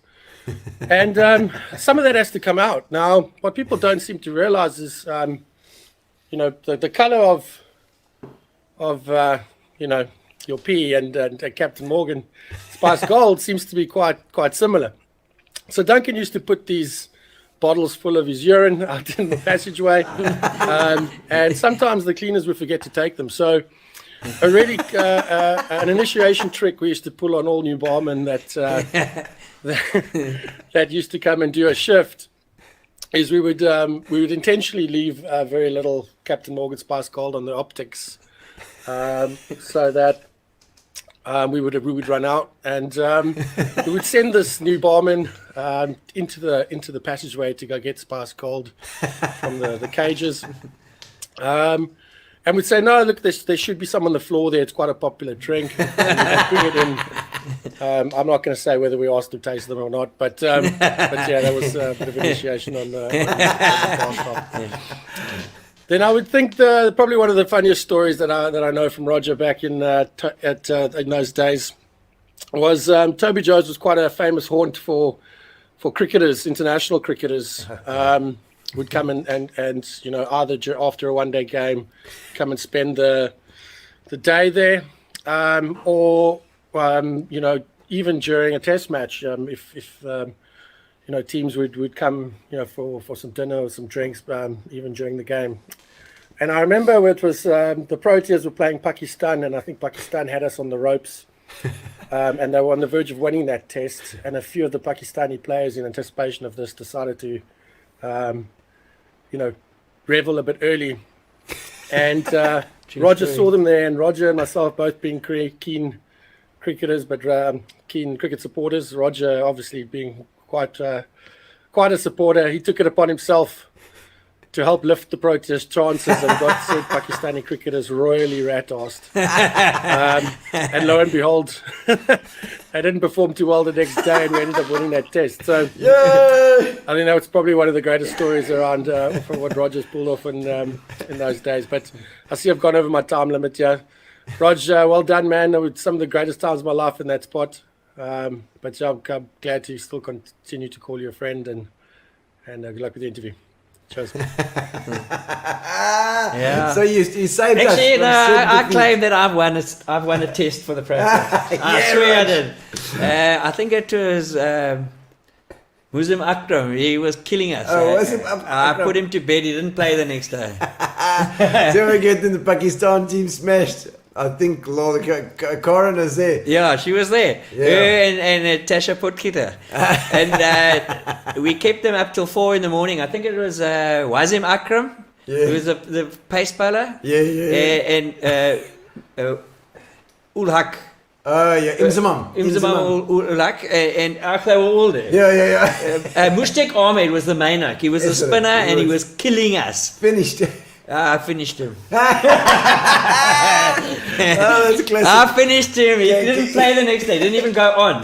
He didn't even go on. I hope this is not going to any betting sites or some shit like that. Going to get taken out in the morning. No, it's too long ago now. Yeah. They've lost their money. It's fine. During Hansi's time anyway. Hansi actually gave me $5,000 and said thanks very much. I'm sure he did. I'm sure he did. They got bombed at the Baron. That was the logo. It was. Was there a T-shirt or something out there? Yeah, there were. $2 for a black label. They were. It was. Marianne Rue saying, Anka Neft watching, best memories working at Toby Joes, best friends and times. Marianne and Anka obviously worked together there. Stephen Russ, while working at the Wimpy, we'd close up at midnight, go to Toby Joes. We'd stay behind drinking with all the managers. Back to the Wimpy to open the store and make breakfast for the guys. Fantastic. You want to try and get out the doors? Yo, man. That's so hectic. And eat, drink, and be merry. Andre Jordan, thank you. Yes, absolutely. William Wilson said, tell us, how did Einsteins start and why did you call it Einsteins? And also Tequila Sunrise. Tell us about that. Okay. Einsteins was quite easy. It was a student pub. Okay. And that was... the name? Where did the name come from? Einsteins being a the educational. The guru, the bright. Yeah. But I mean, why for a student pub? Just like because, hey, wake up, Einstein. Irony, irony. Yeah. No, you. Einstein's. I told you earlier about how we got it up and running and whatever it was, and that was a great little pub. It was really. It worked like a bomb. I think the Super 10 had just started, so we started having all the rugby players coming in there and all that kind of stuff, and it was flippin' lekker. It's really legendary.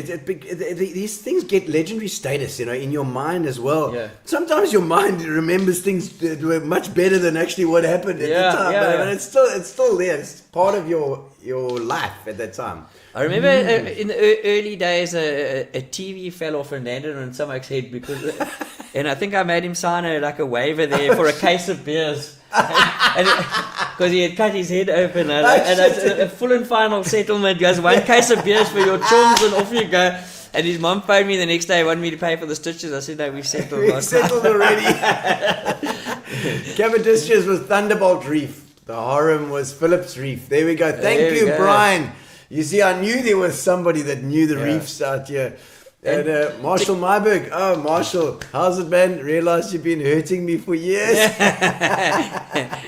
Yeah, I'm not sure he's been doing the hurting, Marsh. Is it Scheffler? It was Scheffler. Marshall, thank you. Yeah. Valerie Giacone. She's over there in England, but she's Italian. This very nice Italian lady. She was a goth. You liked the goth stuff. I remember that. Yeah. Jackie Jorgensen saying, "What's noodle?" It's a nickname. Your nickname. Yeah, those chicks call me Jackie. I love Jackie. She's such a legend. Yeah. And Warren Burns, Chris Strubble. That's the guy. That's the guy in Chris Strubble was the one in, and I've seen him a few times since then as well. Legend guy, Formosa Inn. Yes, that's right. Chris Strubble. Yes, and Laura. I'm sure Warren acted for him. Isn't it true? That's how we became best mates. We actually had. Warren Parker and I was in trouble often, so really? He was my attorney. I ended up being the best man at his wedding. Classic. Oh, such awesome memories. So Sherry Kruger, it is. It's definitely a time, and it stretched over. I mean, what was the time period between, say, the Baron and the end of the Baron started in 1992. And so then it sort of ran to the end of Einsteins, which was 2009. Gee whiz, okay, so 2009. And then we had that Casabianca across the road there, and then Oyster Catcher after that as well. Wow. So about 2012. Yeah, that's a long stint. But I mean, it's different things. And that's different things. Jonathan's saying, you remember when you were pissed off me for not letting you out of the police car? Yeah. What the hell was that about? There was a... I was really pissed off with him. What? There was a motor car accident. All right. And I got put in the back of the police car. Oh, shit, okay. And he was standing right there, and the cops were all looking over there. I said, just open the flippin' latch. And I'm going to bolt out of here, and I'm going to go. They'll never catch me. And he wouldn't open the flippin' door. And I told him, I said, no one's here. There's no one here. Open the flippin' thing. I'm gone. I'm going to run. You probably would have got into more cuck. I think he did you a favor, Jonathan. No, they would never have caught me. I think they would. I was cross with them. Oh no, Art was obviously too drunk to remember, says Dave Lerington. Oh my soul. Kim Danner. Gee whiz, there we go. There's my word, yeah. Hello, Kim. Kim, are you still in Dubai or wherever it was, Abu Dhabi? No one better to chat these memories to you than to you, Art. You're speaking to Art. Yeah. Mark Barnes, big shoes to fill in current times. Well done for entertaining us all those years. Thanks. And it is amazing. I mean, it really... and you have to enjoy the club scene, that restaurant scene as well. Yeah, sure. And it's tough on you. I mean, your health. How's your health? No, I'm good. I'm healthy. You're right. You're gonna die young. I'm a cockroach. You can't kill me. Alex saying you're looking good. Excellent, man. Good. He is. Considering how many dops he's had in his life. Stuart Kennedy. My boy, Roger Hilligan. Stuart Kennedy. Who's Stuart? Stuart's a good chum. He's living in Ireland at the moment. Okay, Ireland. Lovely. Yeah. Gerard Lotz, Hey, lovely to see you, Never man, had a Gerard. tequila at Toby's. No, Never we had didn't. tequila. I don't believe you, Gerard. Francois, Frankie. Of course, I've got photos of you, Ranky. Frankie, Yeah. at Toby Joes with Eminent Child. In fact, Yeah. there's one on the. If you can find the Atom the Atom ones, Gary, you might even find a photo of Frankie on there with Eminent Child stuff. Jacques Arendt, there's a DJ. Think the DJ at Tequila Sunrise was playing in a sort of cage. Was it a cage? No, never. No, I don't think it was a cage there. No, not there. I don't remember that there was a cage somewhere. Was that Cadillac Jack's? I can't remember where that cage. Heather Bank. Heather says Valerie. Bank, yeah. Oh no! Tell us how did Toby Joe's deck party start, and when was the first one? What was that? That was a legendary. Okay, the first one was in December. I think it was. It was 90? December '96. 96. It was Tins, Jeff Good. Oh yeah, Tins. Yeah, Tins. Jeff Good and Alan Godwin. Yes, and they played together. And The late Jeff Good. Yeah. R.I.P. And I think they started at like lunchtime and ended at about 7 in the evening. They're like the longest set ever. Yeah, They just carried on and it and was a long on and set. on and on. And that was it. Yeah, And it just went from there, huh? Yeah, I did. Well, I remember because I was working with Alan Godwin. Yeah. He's a guitar player, and then Yeah. Jeff and Alan. And they had some fights as well. Oh Yeah, my they did. God, they had They some moved fights. each other the P golf covers. Yeah, no, they murdered each other in the shop. Everywhere. At the gigs, they murdered each Yeah. other everywhere. They were fighting all the time, which maybe added to the spice. I'm going to tell you, William put on a good thing there for us. With, we had this Mardi Gras thing. Yes. And we built a staircase from Tappers to Toby Joes. Mm-hmm. And we enclosed that whole centre with indigo. Tapas to Toby Joes, so upstairs. Yes, so, downstairs. Yeah. So and we closed it. It was like one entrance. There was one big jaw, and then you could drop in the middle of the thing there, and the whole and there's music everywhere. Oh, my and, soul. it was absolutely fantastic. Yes, Southern Comfort. Oh, it's Southern Comfort thing. Southern Comfort thing, yeah. Man. You know, it makes you think like, why? But of course, it's COVID at the moment. Everything's cocked up with the COVID, isn't it? You know, we long for these kind of jolts. You know, these kind of things where you can go upstairs, downstairs. Upstairs, downstairs, in your nightgown, the whole story. I think Eminent Child must have started playing pretty close after Alan and Jeff left there. Yes, I think they were straight afterwards. Yeah, I think we were the next ones in there. Yeah. And we the deck parties was just always a joy. And like you said, long set. Yeah. Like you started at 3:00, and we always started with the weather with you. Yeah. That was our opening That's thing. right, you're right. In the daytime, we would start out and do the slow stuff and a bit of Layla, and because Clapton's album was out at that stage, that acoustic album. Yes, that's right. With all those acoustic songs. Said Tom Bishing saying Roger, the Iceman, is still a great friend and legend. You used to provide him with ice or what? Oh, the Iceman. And they said, we never bypassed the limiter, Tony's. You liar. Oh, yeah. I was in trouble there with these, actually. The sure. DJs. They did bypass there the was limiter. I just want to say one thing, Mrs. Walker. There was a complainant about noise. There, was she at one of the houses? At the back there, Mrs. Walker. Oh, my soul. She used to get annoyed. You have to get, those chaps at Toby Joes are making a noise again. It was never us, it was Donovan from Tappers. Of course it was. Remember the after parties of the Springboks at Toby's, Shark, saying after parties. Yeah. And I remember from like 3:00 in the afternoon, you started with a slow set, and then by like, I think we used to end at 10. I mean, you used to go over time as much as you could without complaints. But before I Mrs. think Walker, at 10 o'clock we'd end it outside and move it inside. And then we'd go to like 4. Yes, yeah. It would go. On a Sunday. But I remember I don't know how I actually went to work on Monday. Like, if it rained outside as well, we used to have to pack a whole PA and move it inside. Oh, that disaster. PT. Jeez, like Greg is saying there. Greetings from Amsterdam. Yeah, Gerard, is that Gerard, where you how are? you, pal? He never had a tequila at Toby's, that's for sure. No, never. Never, not one. No, entrepreneur, born or taught? Can you teach somebody to be an entrepreneur? Or is it just built into you? I don't know the answer to that. I certainly think it's in you. Yeah, yeah. It's a trait you got. Yeah, it is. A chance. Take a bloody chance. Yeah, That's what you do. yeah.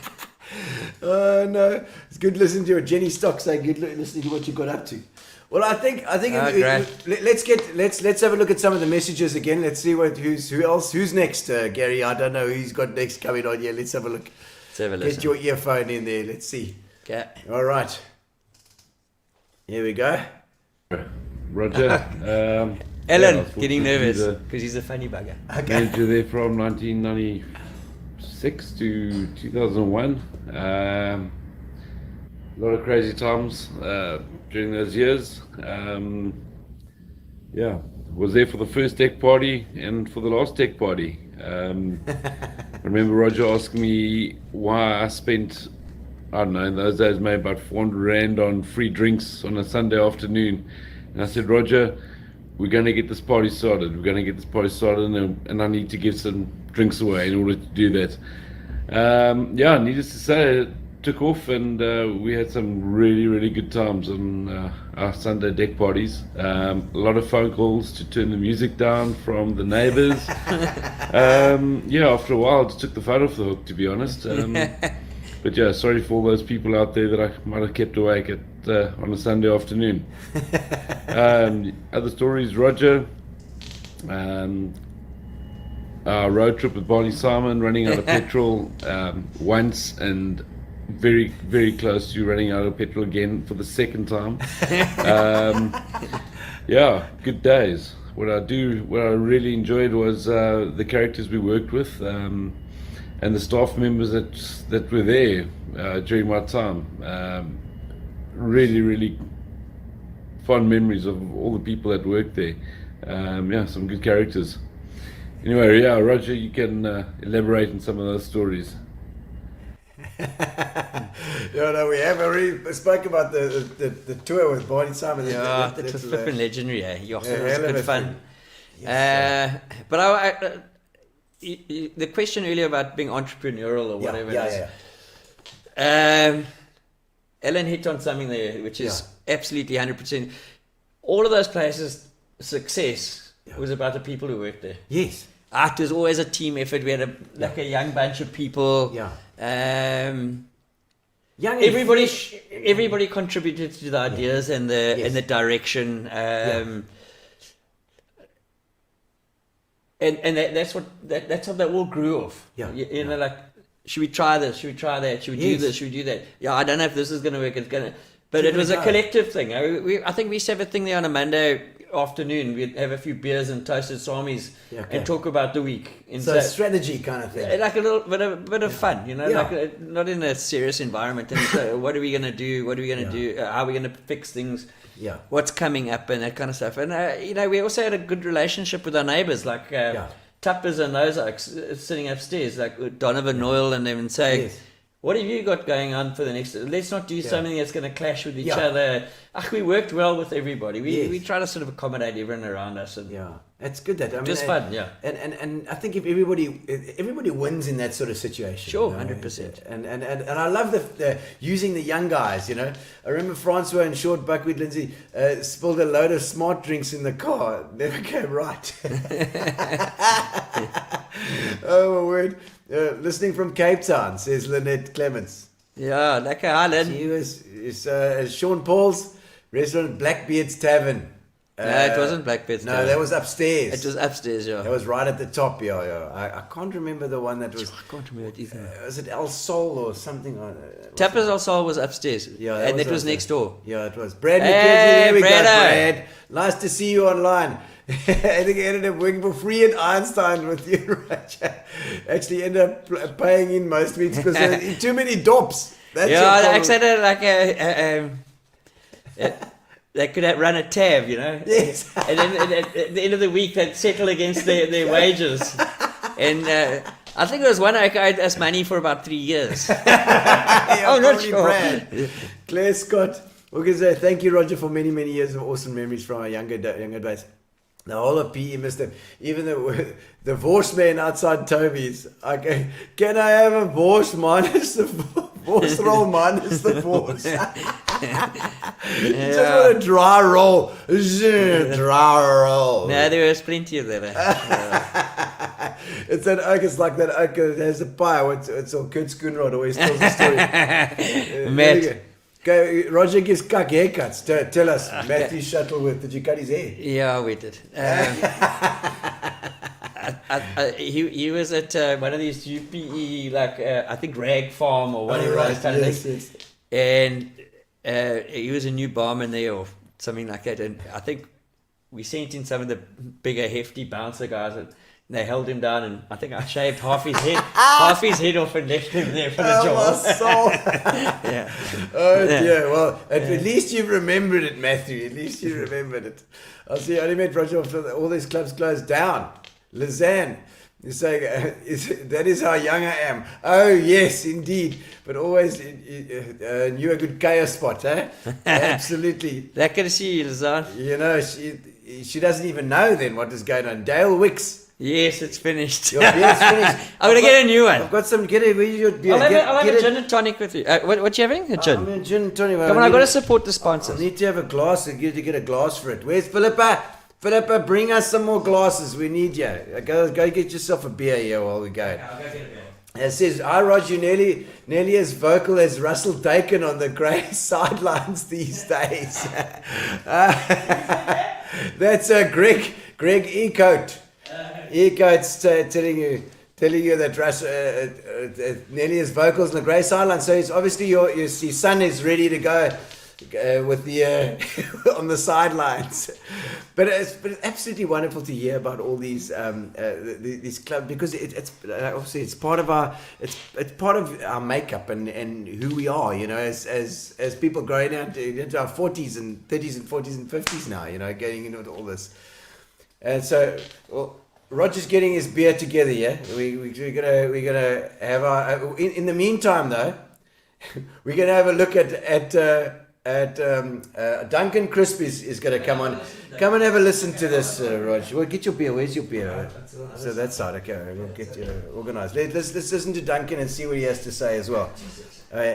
Hang fire. We're going to get your beer now. All right, we're in. All right, get your earphone in there, because this is Duncan's feeling quite emotional. I think he's. I'm sure. I've got a feeling he's crying. Yeah, no, he cries a lot. I think Duncan. He does. Because I think he might have drank out of that red bucket one. Let's have a listen to Duncan. What a manager! What an owner of a club! Thank you for the opportunities. Thank you for the friends I have today. ENF, Sasha, Carl Cox.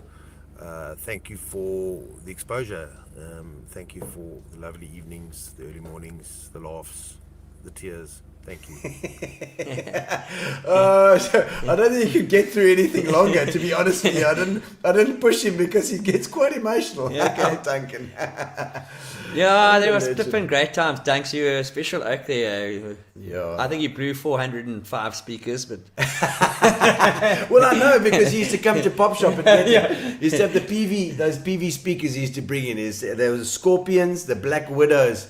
Those were the name brands of the PV speakers. The only oak who blew more speakers than him was Brad Spindler. I think he popped one a weekend. I'm sure. The opening song at the Baron is My Mind Pixies. I don't know. I don't know. Could be. You'll have to ask Valerie Giacconi, because she would know about the Pixies. Sort of some songs. You got some notes here as well. Let's have a look at your notes here. Baron. The Baron, yes. The Baron. The Femmes, the Stones, Nirvana. Femmes, Violent Femmes. Yeah, Nelly the Elephant, Summer of 69. Nelly the Drop Elephant. the Pilot. Drop the Pilot. Yeah. Well, that's Billy's influence as well, because I know That was all Billy, yeah. Yeah, for sure. Worked for Troy says he worked for you for a couple of years. Never Yes, he had a did, boss yes. Get me so drunk so often. It sounds like the Oaks had a jaw working there. No, they did. I think they had fun. Willem says, what a legend, unforgettable times. Willem must have worked there as well. Roger Hilligan equals tequila. You like your tequila? Yeah, I love tequila. Chantal We set a world record, eh? Really? Yeah, Toby Joes, I think, what did we do? 2,400 and something, 2,000 and something people having a tequila together at the same time. Oh, my soul. Yeah, with Jose Cuervo. I think I won a Jeez. trip to Mexico for that or something. Holy crap. Yeah. To Mexico. Yeah. Einsteins was the time of my life. I took my Dutch boyfriend to visit the wall in November. Heard all the stories. What's the wall? Oh, the wall. Outside there, the front. Where Yes, they it's sit still there in the there, morning. you know. Yeah. It's still there. You would think you would remember a trip To Mexico.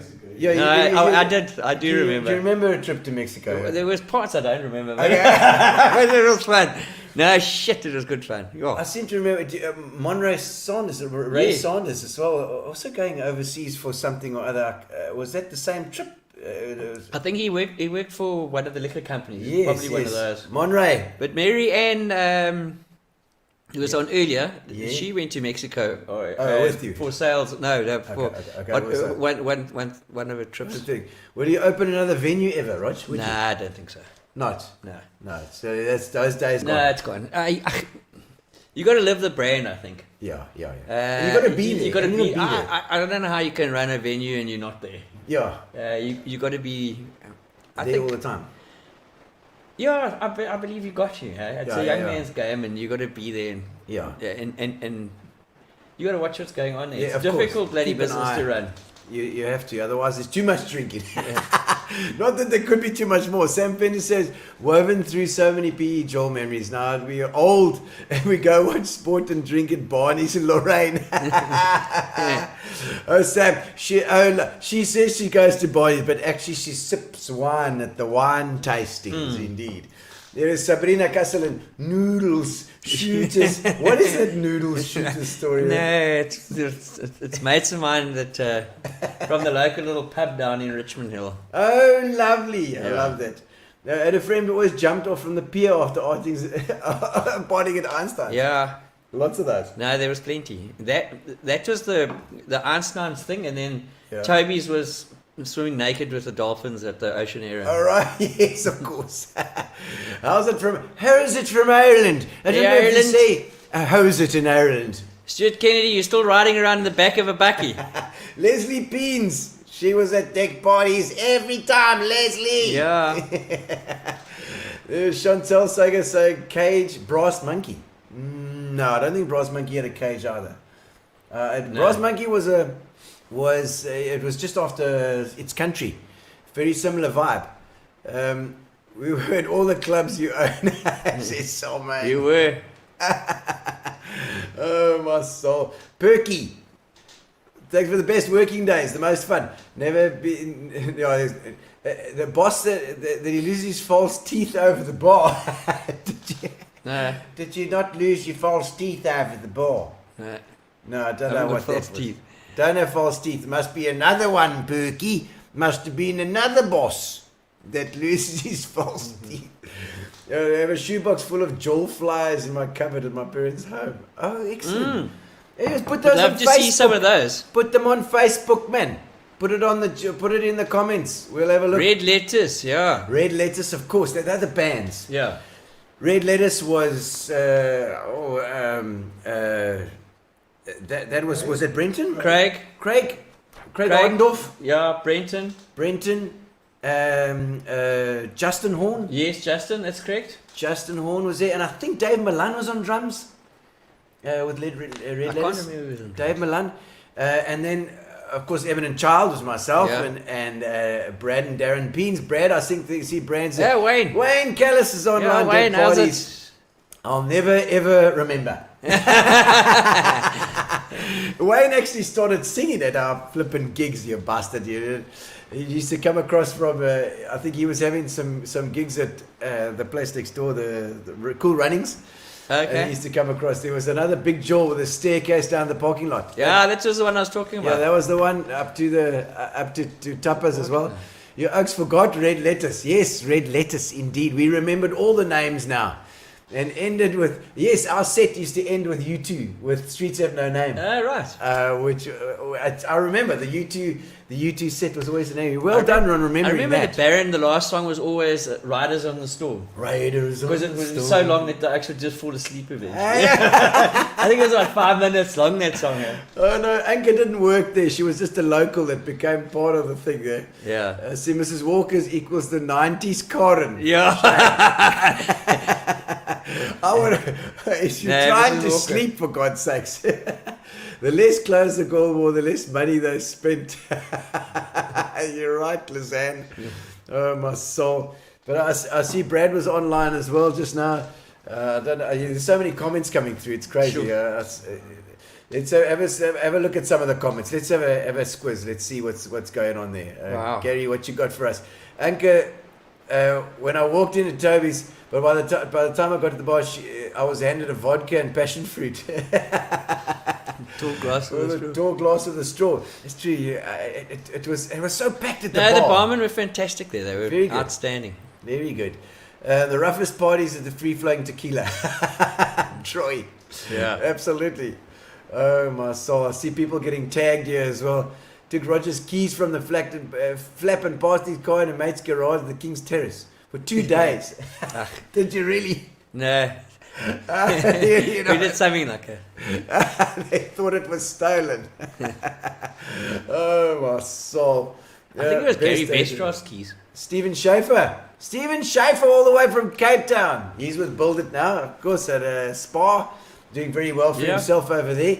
Stephen, I saw him recently in George. It was fantastic to see you, Stephen. Hey, Gordon Kotze. It's the old duck that trolled the young guys. I know exactly. I know exactly you're doing one as well. Oh, my soul. Yes, Tire brand. Yes. Absolutely. She used to have a jaw. I can't remember her name now. Stanley's Pub and Grill. That was it. Stanley's Pub Dan, and you Grill. got it spot on, pal. Well done, Dan. You remembered it. It was a franchise of one. Yes, so I tell you. It was the first one of a franchise. Yes, They weren't never yes, anymore. They were never anymore. Cut my teeth as a bouncer. Chris Lombard. Yes. He used to do chin-ups on the door, Chris. Sure. You know. Oh, my soul. That's fantastic. And I saw Brad on as well. Brad and Darren and the guys. We loved our gigs at Toby's. It was absolutely wonderful. It was really, really cool. Ooh. All right, but now I think noise. Oh, yes. I see that he's talking about the noise in the background is the welcome rain. It's raining. Yeah. It is raining, babies. That's right. I can hear it on the roof. Can you hear the rain? Shane Bars, remember Buckwheat taking smart drinks up to my pops while he was jamming at bars. Yeah, I remember. Poor old Graham Barnes. Yeah, Graham. Yes. I think Graham has jammed it once or twice or whatever. I'm sure he's the way. jammed. Sub James played at Jamie Richard Saunders. DJ, Yeah, I did. DJ Richard Saunders, absolutely. Duncan, best 7 years of my life. Well, I'd say thanks. best 7 years of your 9 lives. I'm still using those old fridges in my place, Charles Miller. So Yeah, I did. He bought them. He bought them from us. Fantastic. Hi, gorgeous people talking to each other in the comments. Fantastic. I love that. People, they come in on here and they're chatting to each other. It's fantastic. Nice one, boys. Hood memories. A huge thanks for working those years with you while owning those venues. William Wilson. Yeah. Liquor suppliers. Always, and those are your contacts that you've got now as well, isn't it? Yeah. That you've used for. I mean, you use that for business. It's all about contacts. I see. Always a success. Nice message. Thanks, William. Yeah, thanks, William, and forever grateful for the staff. Great working with you guys too, eh? Yeah, some nice tributes coming in there as well. Shane Boss, the show Luminary. I hope it's not attachment to Freemasonry. Oh, it's all secret handshakes, Selborne boys. Yeah. Here we go. Christine Whale. Geez, those tequilas. It even hurts now that you think about it, doesn't it? There we go. Clayton Bernardo. Okay. Best Sundays ever on the deck parties. Absolutely. Shot Clay. It's part of so many people's memories, isn't it? No, it is, eh? It is. Memories of note. Proud to say my cousin was the lead singer of Red. Yeah, was that Brenton? Red Letters. I can't remember who sang for Red Letters. Or was it Martin? Martin. No, that was Red Letters was Brenton. Brenton, was it Brenton was red letters. Daniel Sherman saying Tunstall went to Holland for a Heineken promo. From doing a Heineken promo. Okay, all right. And then surprised he didn't bring up G-Spot yet. Einsteins, Baron, Tequila Sunrise, told him all of them. They were all legendary, and Roger shaped so many people. People working for you as well. They've gone on and they've done other stuff too. You create. Yeah, of course. Yeah, they. I mean, Dodik's done very well for themselves. Yeah. Guys who started there, and I think it's such a great thing when young acts used to work. Yeah. For their own money and as students, where but I don't know if they do as much as they nowadays. How business works as well, Sure. There's a lot of jaws, but there's also a business side to it, and they get a real idea of what's happening there, I'm actually rewarded for doing well. She's in Dubai. That was Kim. I just missed that one there. Flyers in PE next time. Joel Flyers. Brass Monkey was Manners. Manners? I don't know who Manners was. I didn't go to Brass Monkey. I went to Brass. I lost my jacket there once. Great jacket.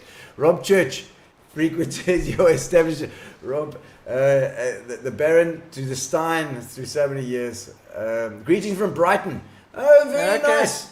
Kat Anderson, our history buff, is over there in Brighton as well, eh? Jorn Jorgensen is Satan and Jorn are waiting for shooters. Hurry up. I must finish the interview and I must get back to the pub. Right. I must get to their pub. Get to their pub. Yeah, they're waiting. They want to drink shooters. Harry Lloyd, Gino, my man. That's it. Harry Yeah. Lloyd, of course, is he's in Port Alfred now. He was with Trax. He used to sing with Taxi. Oh, really? Remember Taxi? Yeah. That was wrong before, Harry. That was before Toby Joes. Woohoo! It came from East London. Was Void. We used to bunk out and go and watch him, and we were kids at school there. And that Void and there were also a whole pile of bands that actually came out of there as well. Claire Scott saying, how's it as well? More regarding entrepreneurship. What pointers can you give to others trying to set out on their own? That's a good question. Yeah. Claire, thanks for putting me on the spot like that. Yeah. That's okay. Take a chance. Absolutely. Yeah. If you believe in your product and what you're going to do. Yeah. You do your homework. Yeah. And believe in yourself. If you believe it, if you do believe it, you got to believe in the product, yourself, and do your homework. And you've got to throw yourself into it with everything you got. 100% correct. If you're going to do this kind of thing, it really, I can see from you as well, it requires you being there all the time. It requires 24/7. Yeah, sure. Especially in that game. Yeah. But in everything, really. Yeah. And if it's not working, if you're there all the time, you're going to make it work. Yeah. You know what I mean? You'll change your tack and you'll do it. I agree. So good question, Claire. It's absolutely. If you want to do something like that, you've got to believe it and you've got to be there to do it. Claire, I just want to know: are you drinking shooters with Satan right now? All right. Art says Queens. What's Queens? I don't know. No idea. No idea what that is. I don't know what that was about. I went to Sorbonne, so Mike got it wrong. I had Mike Death staring me because I was dancing on the tables. Nicole Worthington, indeed. Mike was our bass player from Eminent Child. Okay. Yeah. Yes, no, he's more calm than you were, Nicole. That's why it never really worked out. Glenn Kroc was going to be. We should have one last Toby Joes party. I think so. Let's get the deck going again. Yeah. Legendary Brookes fights. Oh my words! Fight Club before Fight Club. Nobody talks about Fight Club. Yeah, Dave. No one speaks about Fight Club. You're not supposed to talk about Fight Club. Yeah. That's the first rule of Fight Club that you're breaking right here. No, there was a horrible stage there when we went through the Pearly Wars, we called them. The Pearly Wars. Oh no! Yeah. Oh, soul. Yeah. How did you deal with those acts? I mean, what's that? Sure. It was a long time ago, but we actually changed all our white guys to coloured acts and black guys. Okay. Yeah. Because they would just intimidate the white guys because they'd say, we'll catch you at movies with your chicken, whatever it is. And they actually say, come find me in Kwazakele, we'll see what happens. See what happens. Yeah, and okay, it was a long cuck story. Okay, all right. Oh, like, well, we're getting to the part where we need to. As Stephen could see us saying, "Good times, man." Thanks, Stephen. Sure, Steve. We've got a getting to know you section, which we're going to have to just we'll shorten it a bit because we went way over time, but that's fine. That's good because we're talking about this stuff, which is fantastic. I love it, absolutely love it. Getting to know you, getting to know all about you. There we go. This is the nerve-wracking part. No, it's easy peasy. What is something that people sometimes misunderstand about you? I don't know.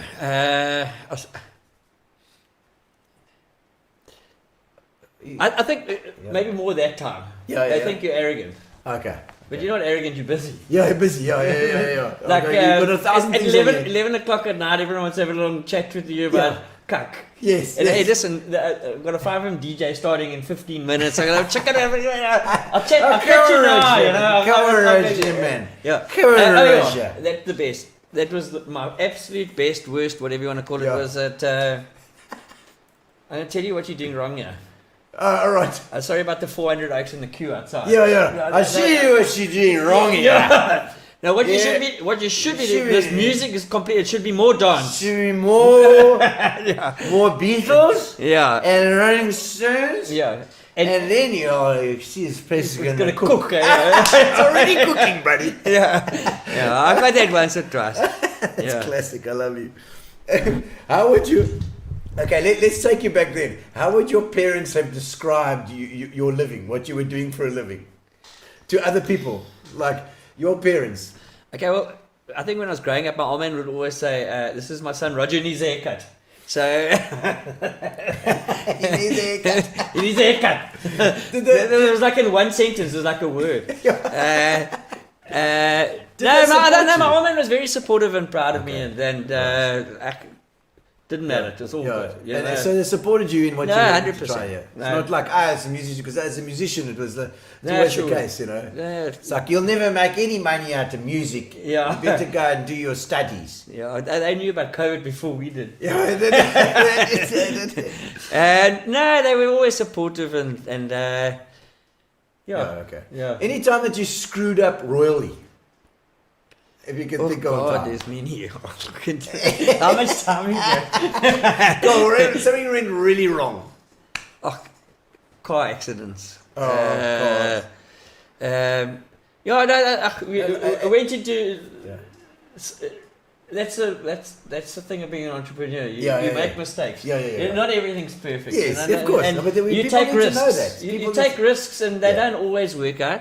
As I said earlier, you put your best intentions, your best effort, your best research, your homework, and whatever. They don't all work. Yeah. You got to know that. Yeah, for sure. But if you don't take a chance, you don't get anywhere. So which club really didn't work? No, I don't think any of the clubs didn't work. Oh God, no, there was one. Okay, wait. Well, I forgot. I knew. Okay, there was one down in we thought we'd go for a goth club. Okay. Like upstairs in the. Melanie would have gone. Melanie Giacone, she would have been there, but I think she was the president. I'm not sure.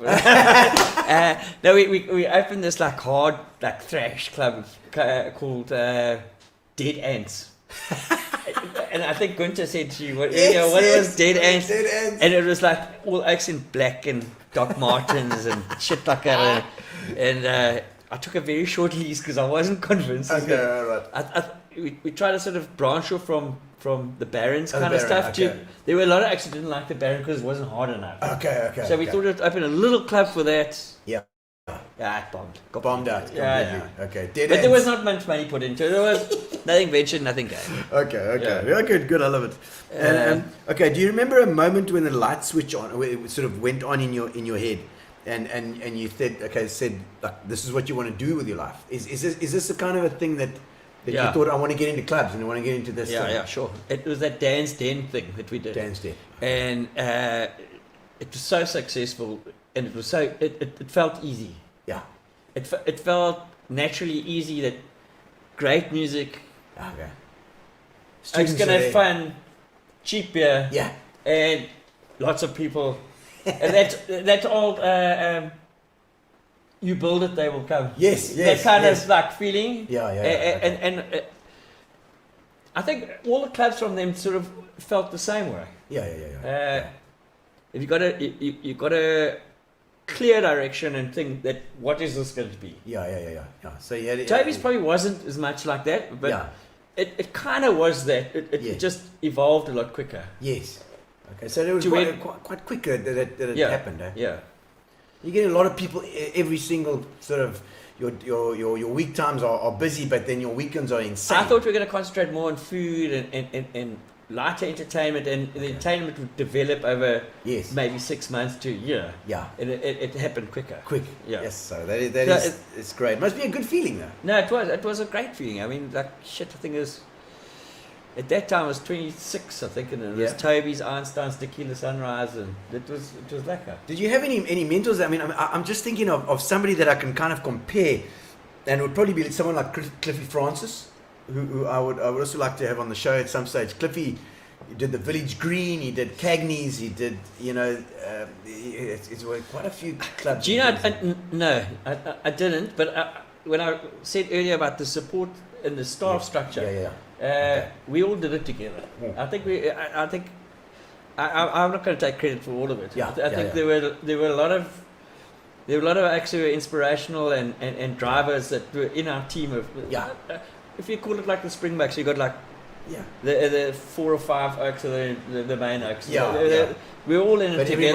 We're all in it together. So did you share? Yeah, sure. And the oaks gave their all, and that was the success. It was the staff was a big part of the success. And you guys that are out there as well, you must know this that it's all part of what you've done as well. It's all part of that's why it was so popular as well because it's part of what you do, and the entire staff gets so involved and so into it. Yeah, I love that.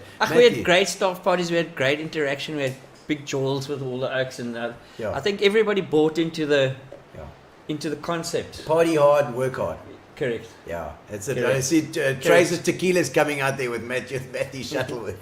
Yeah. No, listen, there were a couple of trays of tequilas that came out every now and again. Yeah. What would you say the happiest moment in your life has been so far? There's no doubt. Other than the birth of your child. Yeah, okay. I was going to go there. That was my answer. No, I know it's a go-to. It's fine. No, it's not a go-to. That's it always is. But we want like in your worky side. There's a couple of that. Carl Cox night was huge. Carl Cox. And I thought it was Indigos. Yeah, Indigos. It was such a risk. Yeah. I think we sold the most tequila in the country.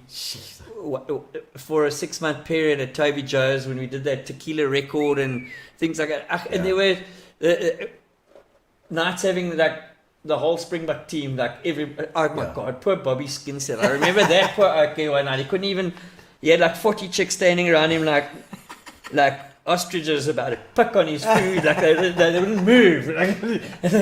Andre Nels downing a bottle of apple sours. A.B. de Villiers playing at the deck party. He played his guitar. He jawled. Barney Simon first thing at the Baron. Getting down there, getting down there with all this risk. There's a lot of those. And having a queue of people outside. The nude girls the one night at Indigo, but it was absolutely jam-packed. Art Matthews. There's quite a few of those moments, I think. Amazing stuff. I mean, and just like you said, those risks that you take, and then you get the pay dirt. Absolutely. We even did a rave at Club Tonight with Shakes. Yes. Oh God, I was nervous about that because it was like into that area of town and northern areas, and that ravey thing wasn't my whole scene. But Shakes was big. But I believed in. I think it was Warren Basil. He was a big punter for that thing to go ahead and. All right. So and we had about 2,500 people through the door that night, and the Godfather used to be big then as well. Yeah. And those sort of things where you buy into the whole thing and you risk and you go for it and you get that reward. Yeah. Now, who would you say, if there's a person that's had the biggest impact on who you become or on your life?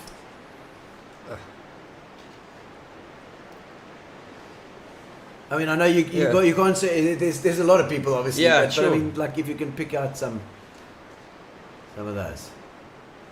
I don't have an answer to that one. Yeah. No, There's a lot of people. there's too many to mention. Yeah.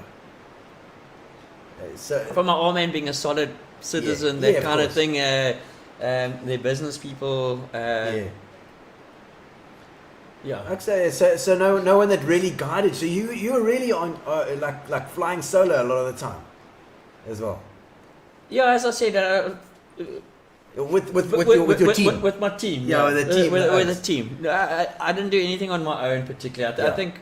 But no one with major experience that came to you and said, "Listen." No. Nothing like that. No, because this was a young man's game. Yeah, Young people would say, I mean, I wouldn't know what to tell you anyway. Yes, it's true. You know, I find that I see 10 days in Mexico with I'll make a tequila, best prize ever, Marianne Rue. Yeah. She sold the most tequila over a period or whatever, and she won a trip to Mexico. Lingerie deck parties, I remember those. Oh, my word. Yo. Those were a hit to Toby. Yeah. My God. That is so hectic. I married one of your top barmen. You raised them well. Samantha. You know how often I get that? Do you know that I met my husband at Toby's? I gotta say, are you gonna kiss me or slap me? Samantha's with Pitch and Leeds. So thank you, Samantha. We love you. We love you for that. Corey Furry. Yeah, there we go. That's him. That's him. Absolutely. Sunday deck parties where the patrons stood 5 rows deep at the bar. Absolutely. Yeah. She was 30 centimeters of water. You're right. Then we cashed up at 4 a.m. and left at 6. We started to party after that, Troy. Yeah. Jeez, like Troy. No, they did, eh? Yeah. Okay, what job would you be terrible at? Admin.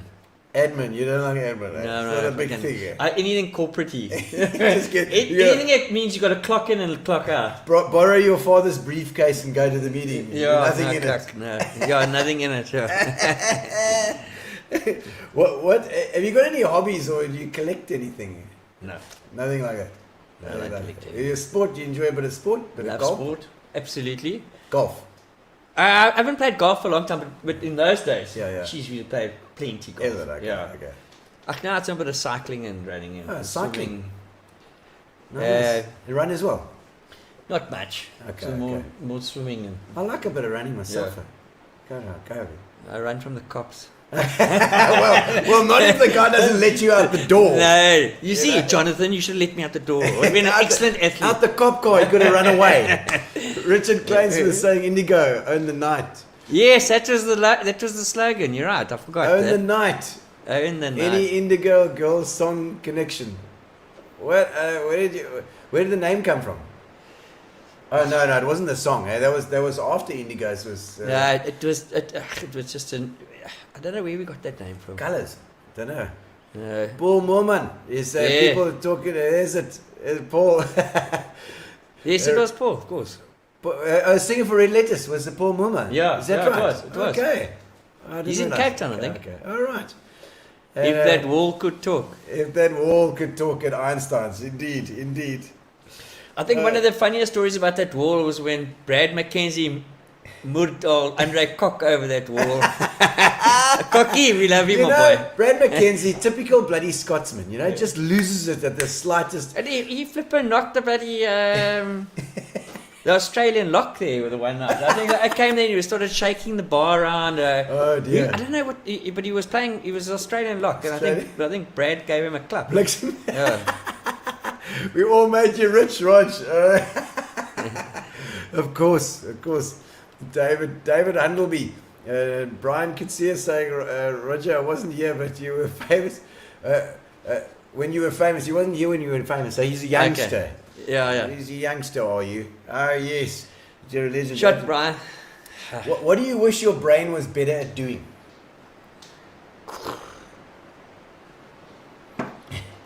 I suppose thinking before I speak. Yeah, you like to do that. No, sometimes you can overreact and you... foot in your mouth. Not so much foot in your mouth. It's more emotional. Just yes, shout your mouth off. Okay, no, I didn't really mean all that. Okay, that's not so bad. Okay. All right. I think, especially those times, temper and whatever it is. Stress plays a part. Yeah, I suppose, but yeah. But as you get older, you do think like that, though. Yeah. I mean, especially with the kids and stuff, Yeah. you think like, you shout at them about something, and then you think, maybe that's too hard. It's as You get said older. something about shouting on the side of the rugby field or whatever? Yes, somebody said it was Well, something about I've got Russell Dakin and our kids in the same team. Oh, right. So they're actually stashed there. Come on, get up there! No, Yeah. Russell's the champ though. He's Taxi by Man. far. Oh, You Taxi know- Man, I loved it. The girls in love, the girls in love with the taxi man. Don't you know? Loved that song, loved it. What song or artist do you like that you really like to admit? You don't like to admit. No, nothing. You don't like ABBA or something like that. No, Not no, ABBA. Abba's cool, but everything's right for the right occasion. Yeah, right. Yeah. right. No, I've got nothing. Well, I'd be a bit embarrassed about that. Okay, but listen, if you, No, I'm alright with ABBA as well. I love ABBA. No, I do. Rob Whittaker saying the best Hey, of Rob. times. If I hadn't drunk so much, I could remember them. I hope you've cut your hair since then. Claire and Satan never say no to shoot. They're clearly having that. I reckon there's a party going on there somewhere. You're gonna walk in there just No, like after. I'm not Tony. going anywhere near them. Oh my soul! Remember wearing slops and bouncers telling me I can't go in. Yeah, it's true. Oh no! They didn't allow slops in there. Yeah. They didn't allow slops. Oh, No, you God, couldn't. we had to have all sorts of kind of things and tricks to keep Oh, my undesirables out. Stuart Kennedy, you went undesirable. Oh, there we go. All right, you're loving your show as usual. Thank you. Alta Vanamava, I love you, Alta. She knows all the rugby players, eh? We still got to get some of those rugby players on here. Keith Clark. There's Keith. Thank you, Keith. All right. Punters. We got it, yeah, buddy.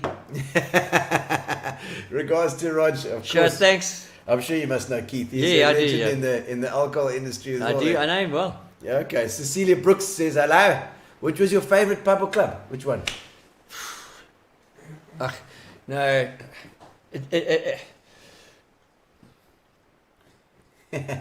No, that's a very difficult one to answer. They all came at different times. So, But you're also thinking of, she's thinking of the pub or the club, Yeah. but you actually thinking of the teams. yeah, I'm not even thinking of that. I'm thinking of that they all worked well for Yeah, themselves. yeah. You know, like Tequila Sunrise came first, and that was the first cocktail bar in PE. Yeah. And it looked completely different, and it flippin' did so well. Indigo is almost sort of like forgotten a little bit, or not. Toby's got its legendary status because of the deck parties and whatever. Yes. But Indigo was huge. Yes, I mean, yes. it was a massive venue. Yeah. It took a massive amount of people in there.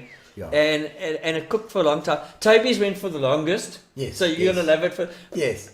I probably had more fun at Toby's because that's more my style of thing. Okay, You know, like okay. I'm a more pubby kind of The, oak, clubby pub, kind of pub oak. lunches, the pub things. Yeah. They were all great.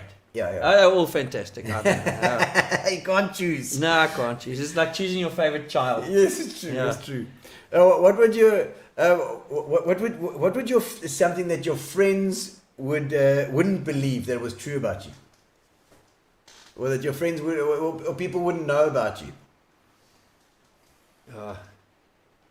Gino, I think I'm quite an open and transparent person. I don't think there's anything. Is it? So Yeah, I'm open It's book. open. Yeah. Gary's asking you as well. Why are the different venues? Why do they close down? What happens? What happens at the end of a lifespan of a club like that? Okay. How do you know? You know. You just start Yeah. bleeding money. No, not that. You never want to get to that stage. Yeah. So I think the Baron was... The whole focus was starting to move towards the beachfront. It was time to let go of that. Of Main Street. Yeah, and I think we had Einsteins going there, and Einsteins was getting more and more So popular. you started at the same time as the Baron. No, Einstein's. Baron first. Yeah. And then we had Einstein, so we had both of them at the same time. Yeah. So then it was, no, listen, Einstein's is where we're going to focus our attention on, and sometimes you start neglecting a business because that is where your focus is. Yes. So we left that one. Okay. And we sold it off. Yeah. And then you've got to focus all your energy on the new one. So then, quite soon after that, Then we opened Tequila Sunrise. Yes. So it was almost a transferal from the Baron into Tequila Sunrise kind of thing. Did you buy in with the Pavillion? Because that Pavillion was built around then. No, not then. When was it? When was that Pavillion? The Pavillion was built in about 94, I think. Okay. So it was a previous nightclub there. Mm-hmm. In fact, originally I wanted to open an under-18s club there. All right. Okay. And I went and bought it with the intention of opening an under-18s thing because there's nothing to do with under-18s. Yes. Okay. And then I went to a trip to Joburg with old Warren Basil and no, we're not doing that. Okay. It was. And we got to open some ice and like a cocktail bar kind of thing, and we didn't have a cocktail bar in P. Okay. So no, that's going to work for that, and we got a great rental because it was right in the back there. So. But this we could be more experimental. It's important that so you actually went to Joburg, you checked out what was happening as well. I mean, these days it's probably easier because you can see what's going on online. Yeah, sure. but in those days you had to go up. So you literally had to go to Joburg, check out, and get a feel of what's happening. This whatever club was happening there was like. Do you know, we used to travel a lot and go and look what was going on, not only here, internationally too. And okay. We'll steal a little bit of that with your eyes, and steal a little bit of that, and a little bit of what's happening here. We like that. Yeah. And then which is also very difficult. Difficult is to how are you going to fit that into PE market? Yeah. Because if this is a different kettle of fish. But if you like it, then surely you know that the PE guys would kind of like it as well because you're part of this fiber here. 100%. Yeah. Correct. Yeah. So kudos for taking that initiative and getting up there and going with Warren like doing a tour. Yeah, we did a little tour. I can't remember the name of the club, and decided stuff that under 18 cocktails. Cocktail bar. The cocktail thing was coming in big in Joburg at the time, and we decided Yeah. See, Gordon's saying there are no dance clubs now. Well, there's nothing now. It's COVID, but you're right. My son is a DJ now, and I see it through him. I'm living all roads lead to Toby Joes. Yeah, that's used to all roads lead to Toby's. Brian, cheers, my bud. You're a flipping legend manager there. Gold Cox is great. Also runs with chicks on his shoulders at Einsteins. Oh my soul. Okay, I don't remember that. But I'm sure it happened a lot of times while you were there. God. Joe van Niekerk was having a little thing with some chick in the ladies' toilets, and really? pepper sprayed him over the top because he wouldn't come out. He didn't come out. In the Sun magazine and the newspaper. There was a lot of that kind of cuck. My good old mate Barry Pinnock would be the first to phone me when there was some cuck in the newspaper. And he'd phone me and say, like you're in cuck. You're in cuck again. Yeah. That collab with Shakes was Halloween. I remember that night. Lisa Marie, she's taking some people that night at Club Shakes. Some of the best years, the best years of my life. Yes, have another dop there. There we go. Sabrina Caslin saying, Roger's a great cook. Are you a great cook, Rog? No, Ficklin, I don't know. He likes to have a bit of a braai. No, I like braai. Who designed the smart drinks, says Andre Nell. I can't tell. We had someone make them first. Was it a pharmacist? Yeah, it was something like that. Yeah. Oh my word. Shut down.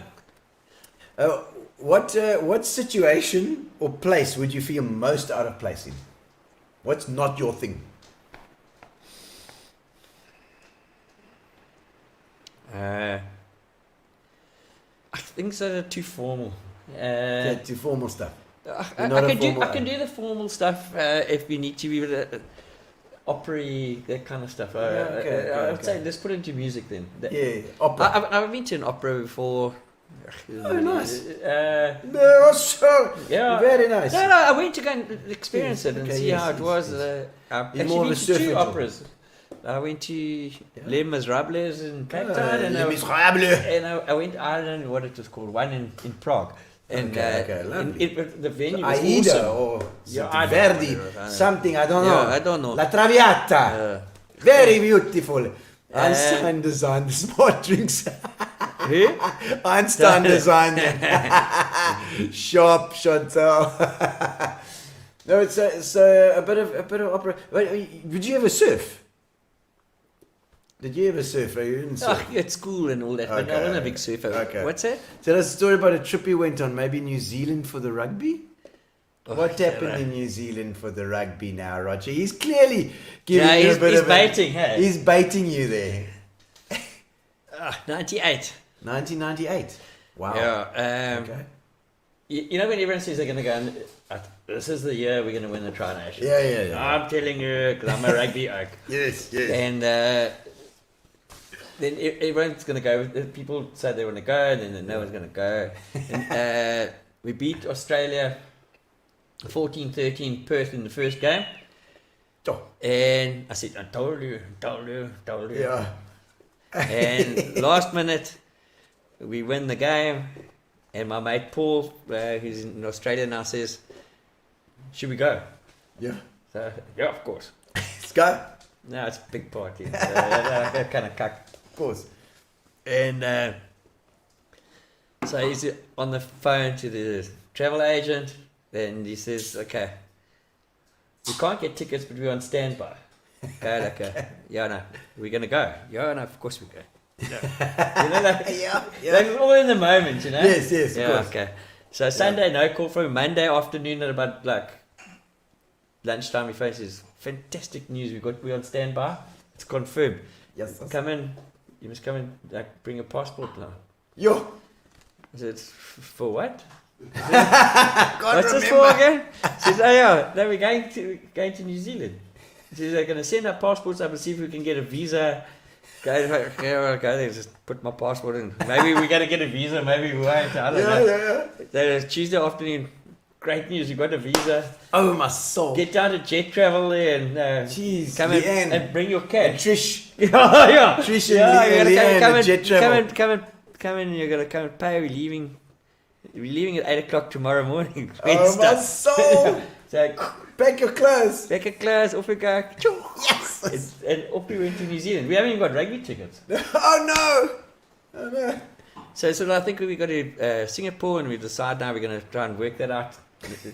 Organise some things. We get to New Zealand and they've lost our luggage. We've got no clothes. Oh shit. Okay. So we get like I found a green jacket in got to have a green jacket in lost property. And anyway, we end up in Wellington. And we organised some tickets at like 11 o'clock Friday night for Saturday. We almost cock up the thing to go to the match the next day. Oh no, the lifts. The lifts, yeah, because we got stuck in a pub and we were having a few talks. Oh, and then... Of course. And we ended up, Tues card story, we fly, we end up getting a lift with the actually sing the national anthems. And we fly in helicopters onto the B field with the actually sing the national anthems. No ways. And the Brookes win. 13-3. Oh, what a pleasure. And that's the story. Everything's got to work out. It's a very brief story of a long story. But isn't it amazing that it's always the things that happen at the last minute which are the most fun? Yeah. They're the most fun. Oh, my soul. Okay. That was good fun. What's a topic that you can speak hours talking about? Rugby. Rugby, you like sport. it? I like talking about that. Yeah, rugby sport. But anything, man. Sport. Anything. Quite open. You like a bit of. You're a socializer. You're a people person. Thanks. Yeah, I think so. Yeah. No, anything. Oh, you're not shy. I mean, you make friends easily. And yes, I think so. So tell us some insider knowledge about the clubs that other people wouldn't know. You got any? It's a lot more difficult than people think. Yes. Yeah, I'm sure. It's like any business. You don't just rock up there at 10 o'clock at night and have a jaw and go home. The booze. No, there's a hell of a lot of work, like serious work ethic to it. I mean, we'd leave there at 4 o'clock, whatever, in the morning, and I actually say, how could you be back here at 9 o'clock the next day? And day in and day out. I think Brad and I were out. Yeah, how many nights? 1 December, I can't remember. But like, you're out every night. That's a taxing industry. It's a hard industry. No, it's hectic. It's a shitload of fun. Yeah, no mistake. Yeah. But there's a lot of work to be done behind the scenes. If you don't do it, I think why a lot of those businesses don't succeed is they actually just think it's fun. There's got to be a work side to it. Yeah, there has to be. There's a serious side to it, and the stock and the amount of money in that stock, in that booze, absolutely, is amazing. Is unbelievable. Yeah. And You take your eye off that ball, you don't. No, you yeah. buggered, You buggered, yeah. Okay, and look after your people, man. I mean, we had lekker jaws with our Your staff. Yeah. What's the most uncomfortable place you've ever slept?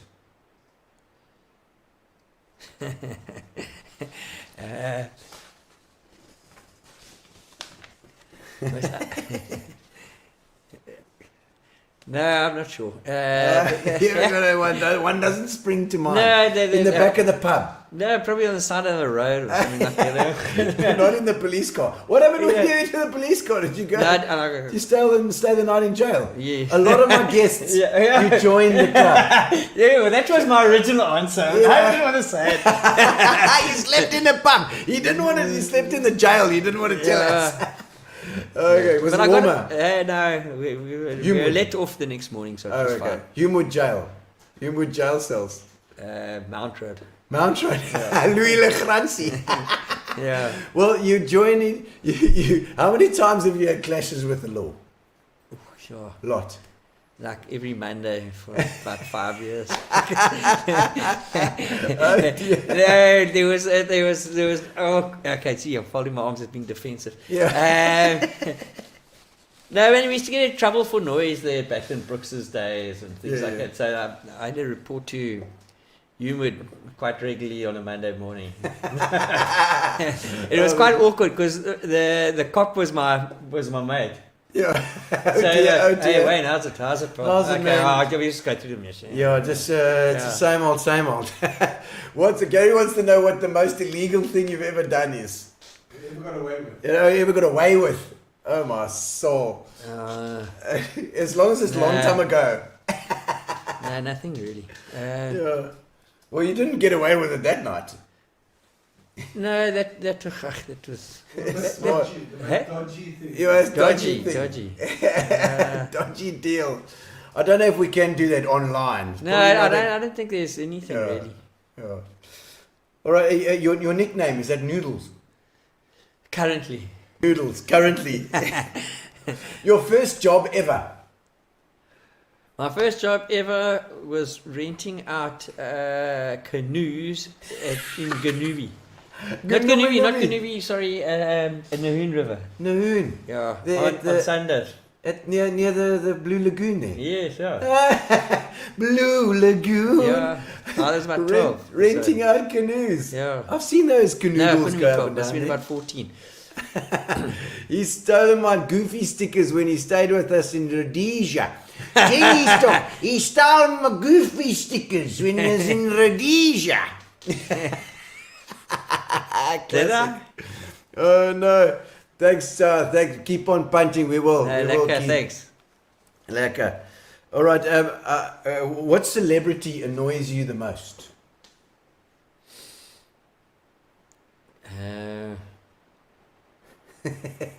Probably the Kardashians. Yeah, I'm with you. I was so with you. Yeah, they're just a waste of time, eh? Well, the t-shirts. You give your cousins t-shirts. Love that. You still get your t-shirts, apparently. Yeah. And caps. I gave you shitloads of caps. Caps, man. What's happened to the caps? Gavin Biggs from City Paint and Tool. Yeah. All legendary hotspots in the day, indeed. Kevin Slattery, deck parties cost me vastly fees and roads. I'm sure it Kevin, did. you weren't bright enough to go to university. Greg Summer, nice. Roger, excellent.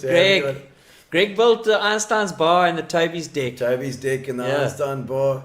Also, thanks, Gav. Well, it's lovely to see you on board as well, man. Gavin Lynn and Melody Tyler's there. So, do you feel old reliving this? No, I never feel old. But it's nostalgic for sure.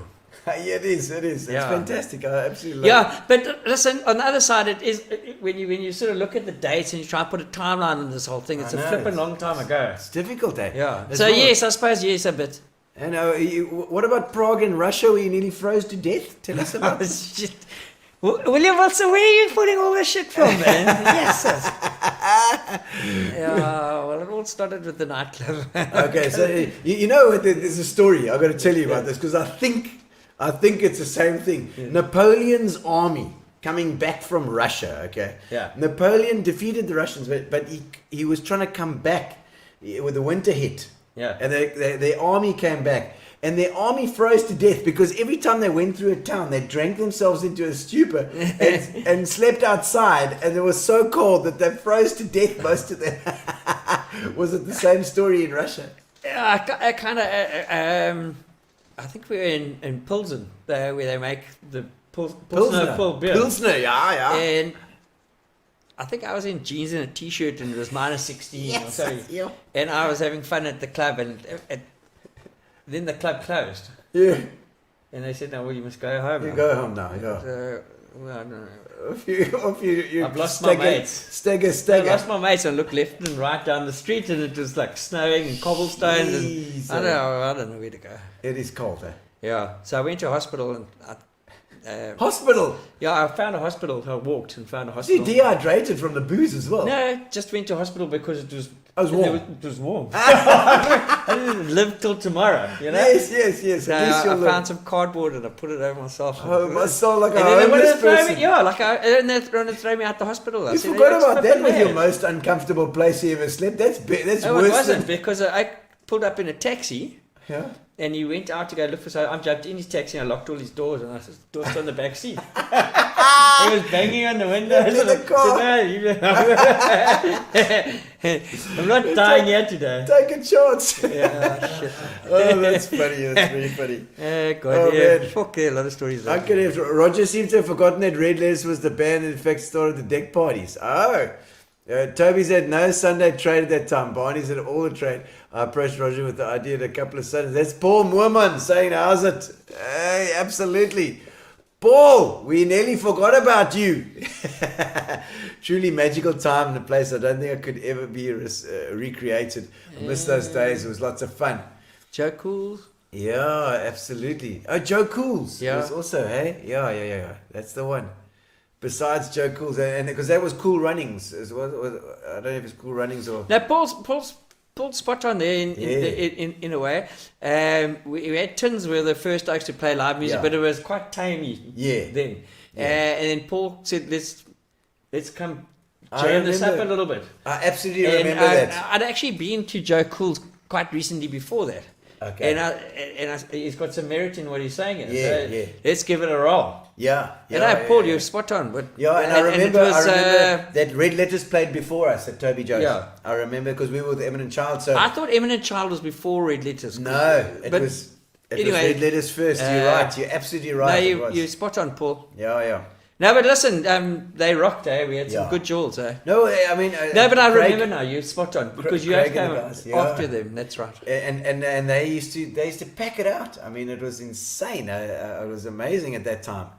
Chantel saying it's the goat head. Story true. Einsteins. What's the goat head story? I don't know. I don't know the goat head. Don't know the goat head story. Can't remember it, but it sounds pretty dodgy. There was a goat head story at a bachelor party, but it had nothing to do with Steins. Oh, okay. Oh, really? What the hell happened? No, it wasn't a goat head. It was a pig's head. No. Oh, pig's head. No, I don't know the goat head story. Okay. Goat head. No idea. Pig head story. What was the pig's head story then? That sounds bloody good. It's like a smiley. No, there was some. Like in every group, there's the first like to get married. Yes. Okay, so his bachelor is always the worst. Yes. Okay. Yeah. Because everybody else is still single. Yeah.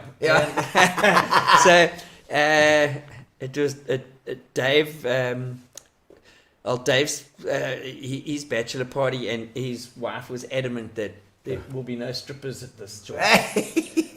Yes. So we said there will definitely be strippers, and she said, "Well, it'll be the end of it, and there will be no wedding, and it's over." And, oh dear. And Dave was going, "Oh, Sykes, please, there's no strippers." So I think it was at the UP diving club, the bachelor party, and he got tied up and whatever it was, and the music started with Layla and whatever, and Oaks rocked up. Lola, sorry. Lola. Yeah, and the Oaks rocked up with a car, and the car doors closed, like. The chicks were arriving. Yeah. And he blindfolded and tied up, and then he had this tongue sort of licking up his legs and whatever and over him, and he was getting panicky because he thought, okay, well, it's all over, and it won't be a wedding, and won't be a wedding. And then they took the blindfold over him, and someone had bought a pig's head and it was the pig's, Oh, a pig's tongue. the pig's tongue had been Oh, licking him all good over Lord. him. Oh, So there were no chicks and nothing. the pig's But head. he thought it was all done. He panicked. Oh my word. Okay, it's time. Concrete floor in Kimberley. I don't know what that was about. Most uncomfortable places. Concrete Oh, floor. yeah, okay, army. Army. Oh, is it army? Oh, Yeah. my word. Okay. So we got some either ors here. All right. Some either ors. Let's have.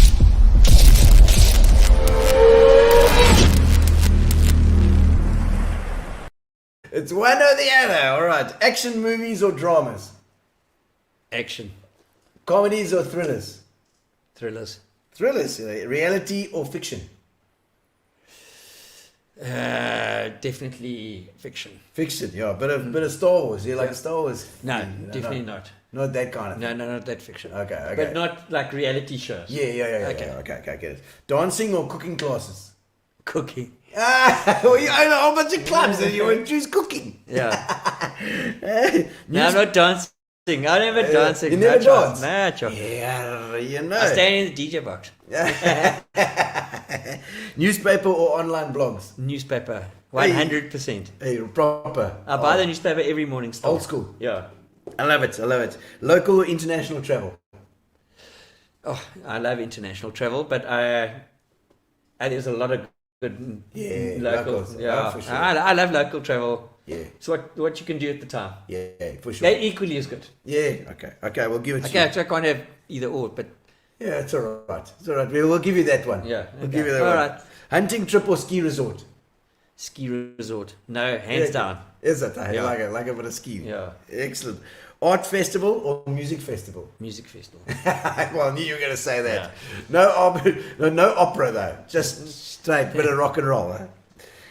Sleeping in PJs or the nude? No, in the nude. Hey, you let it all hang out. And night, typical someone's not married. Here we go. Night owl or early riser? I'm an early riser and a night owl. Oh, really? No, I get up early. I'm an Is it, early eh? riser for sure. Is it? Okay. No, I'm up early, 5 o'clock. No problem. Flower or vegetable garden? Vegetable garden. You like it? Yeah, for Nice. sure. I got a lekker veggie garden go. High tech or low tech? I'm low tech. I'm cracking high tech. Structured or go with the flow? Go with the flow. I like it. Ask permission or beg forgiveness? Beg forgiveness. I knew they were going to go for that. And honesty or others' feelings? Oof, Final question. Honesty or others' feelings? that's a flippin' difficult one. It is. I'm going to go with others' feelings. Oh, you're a winner. Just about everybody's gone for honesty. for honest. No. I think that's a bit of a mix. All right, now we've got 2 final questions, Rog, and I don't know if you can think of them at the time. One is your proudest moment. And Did you ask me this earlier? I did kind of ask the proudest. So probably the one at You did, yeah. Dan's Den. I think you were talking about. Yeah. The final question is normally that, and then also your thing when something's gone completely wrong. So we kind of touched on that. Yeah, but we did, has there been a single event where something's just like died?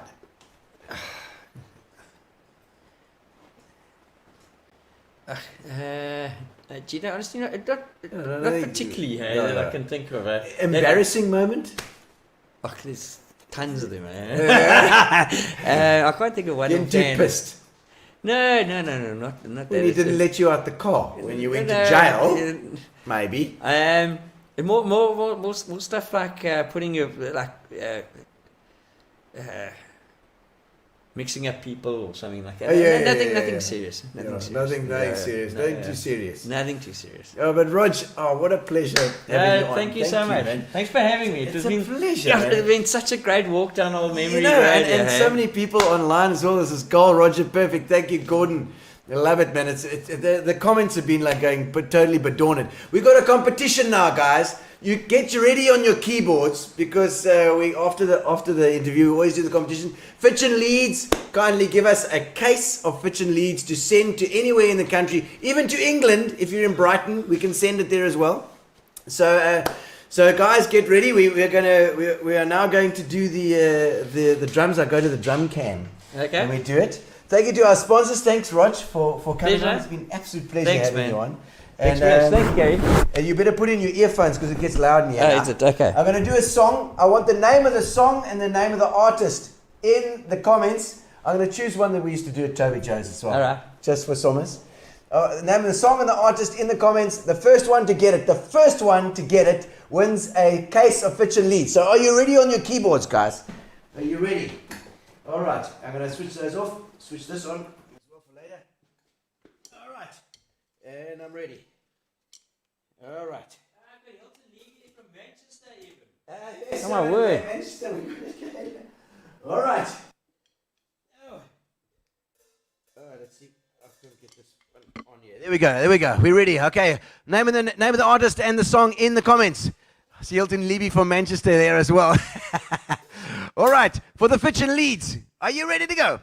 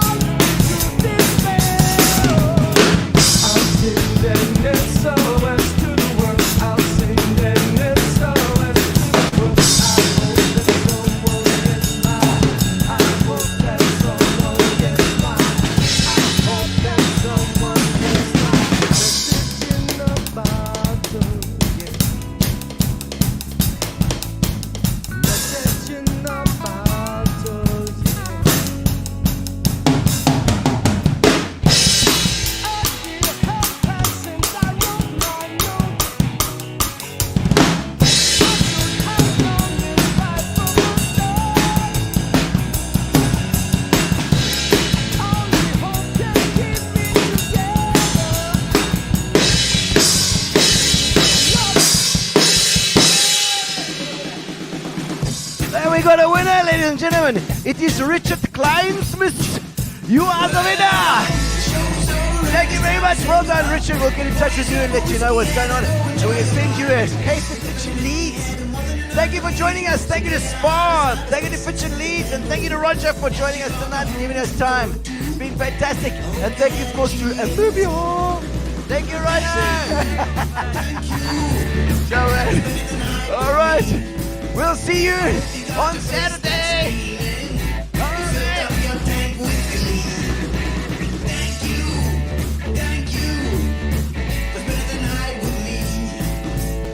Relax, sit down. Coming out of PE town.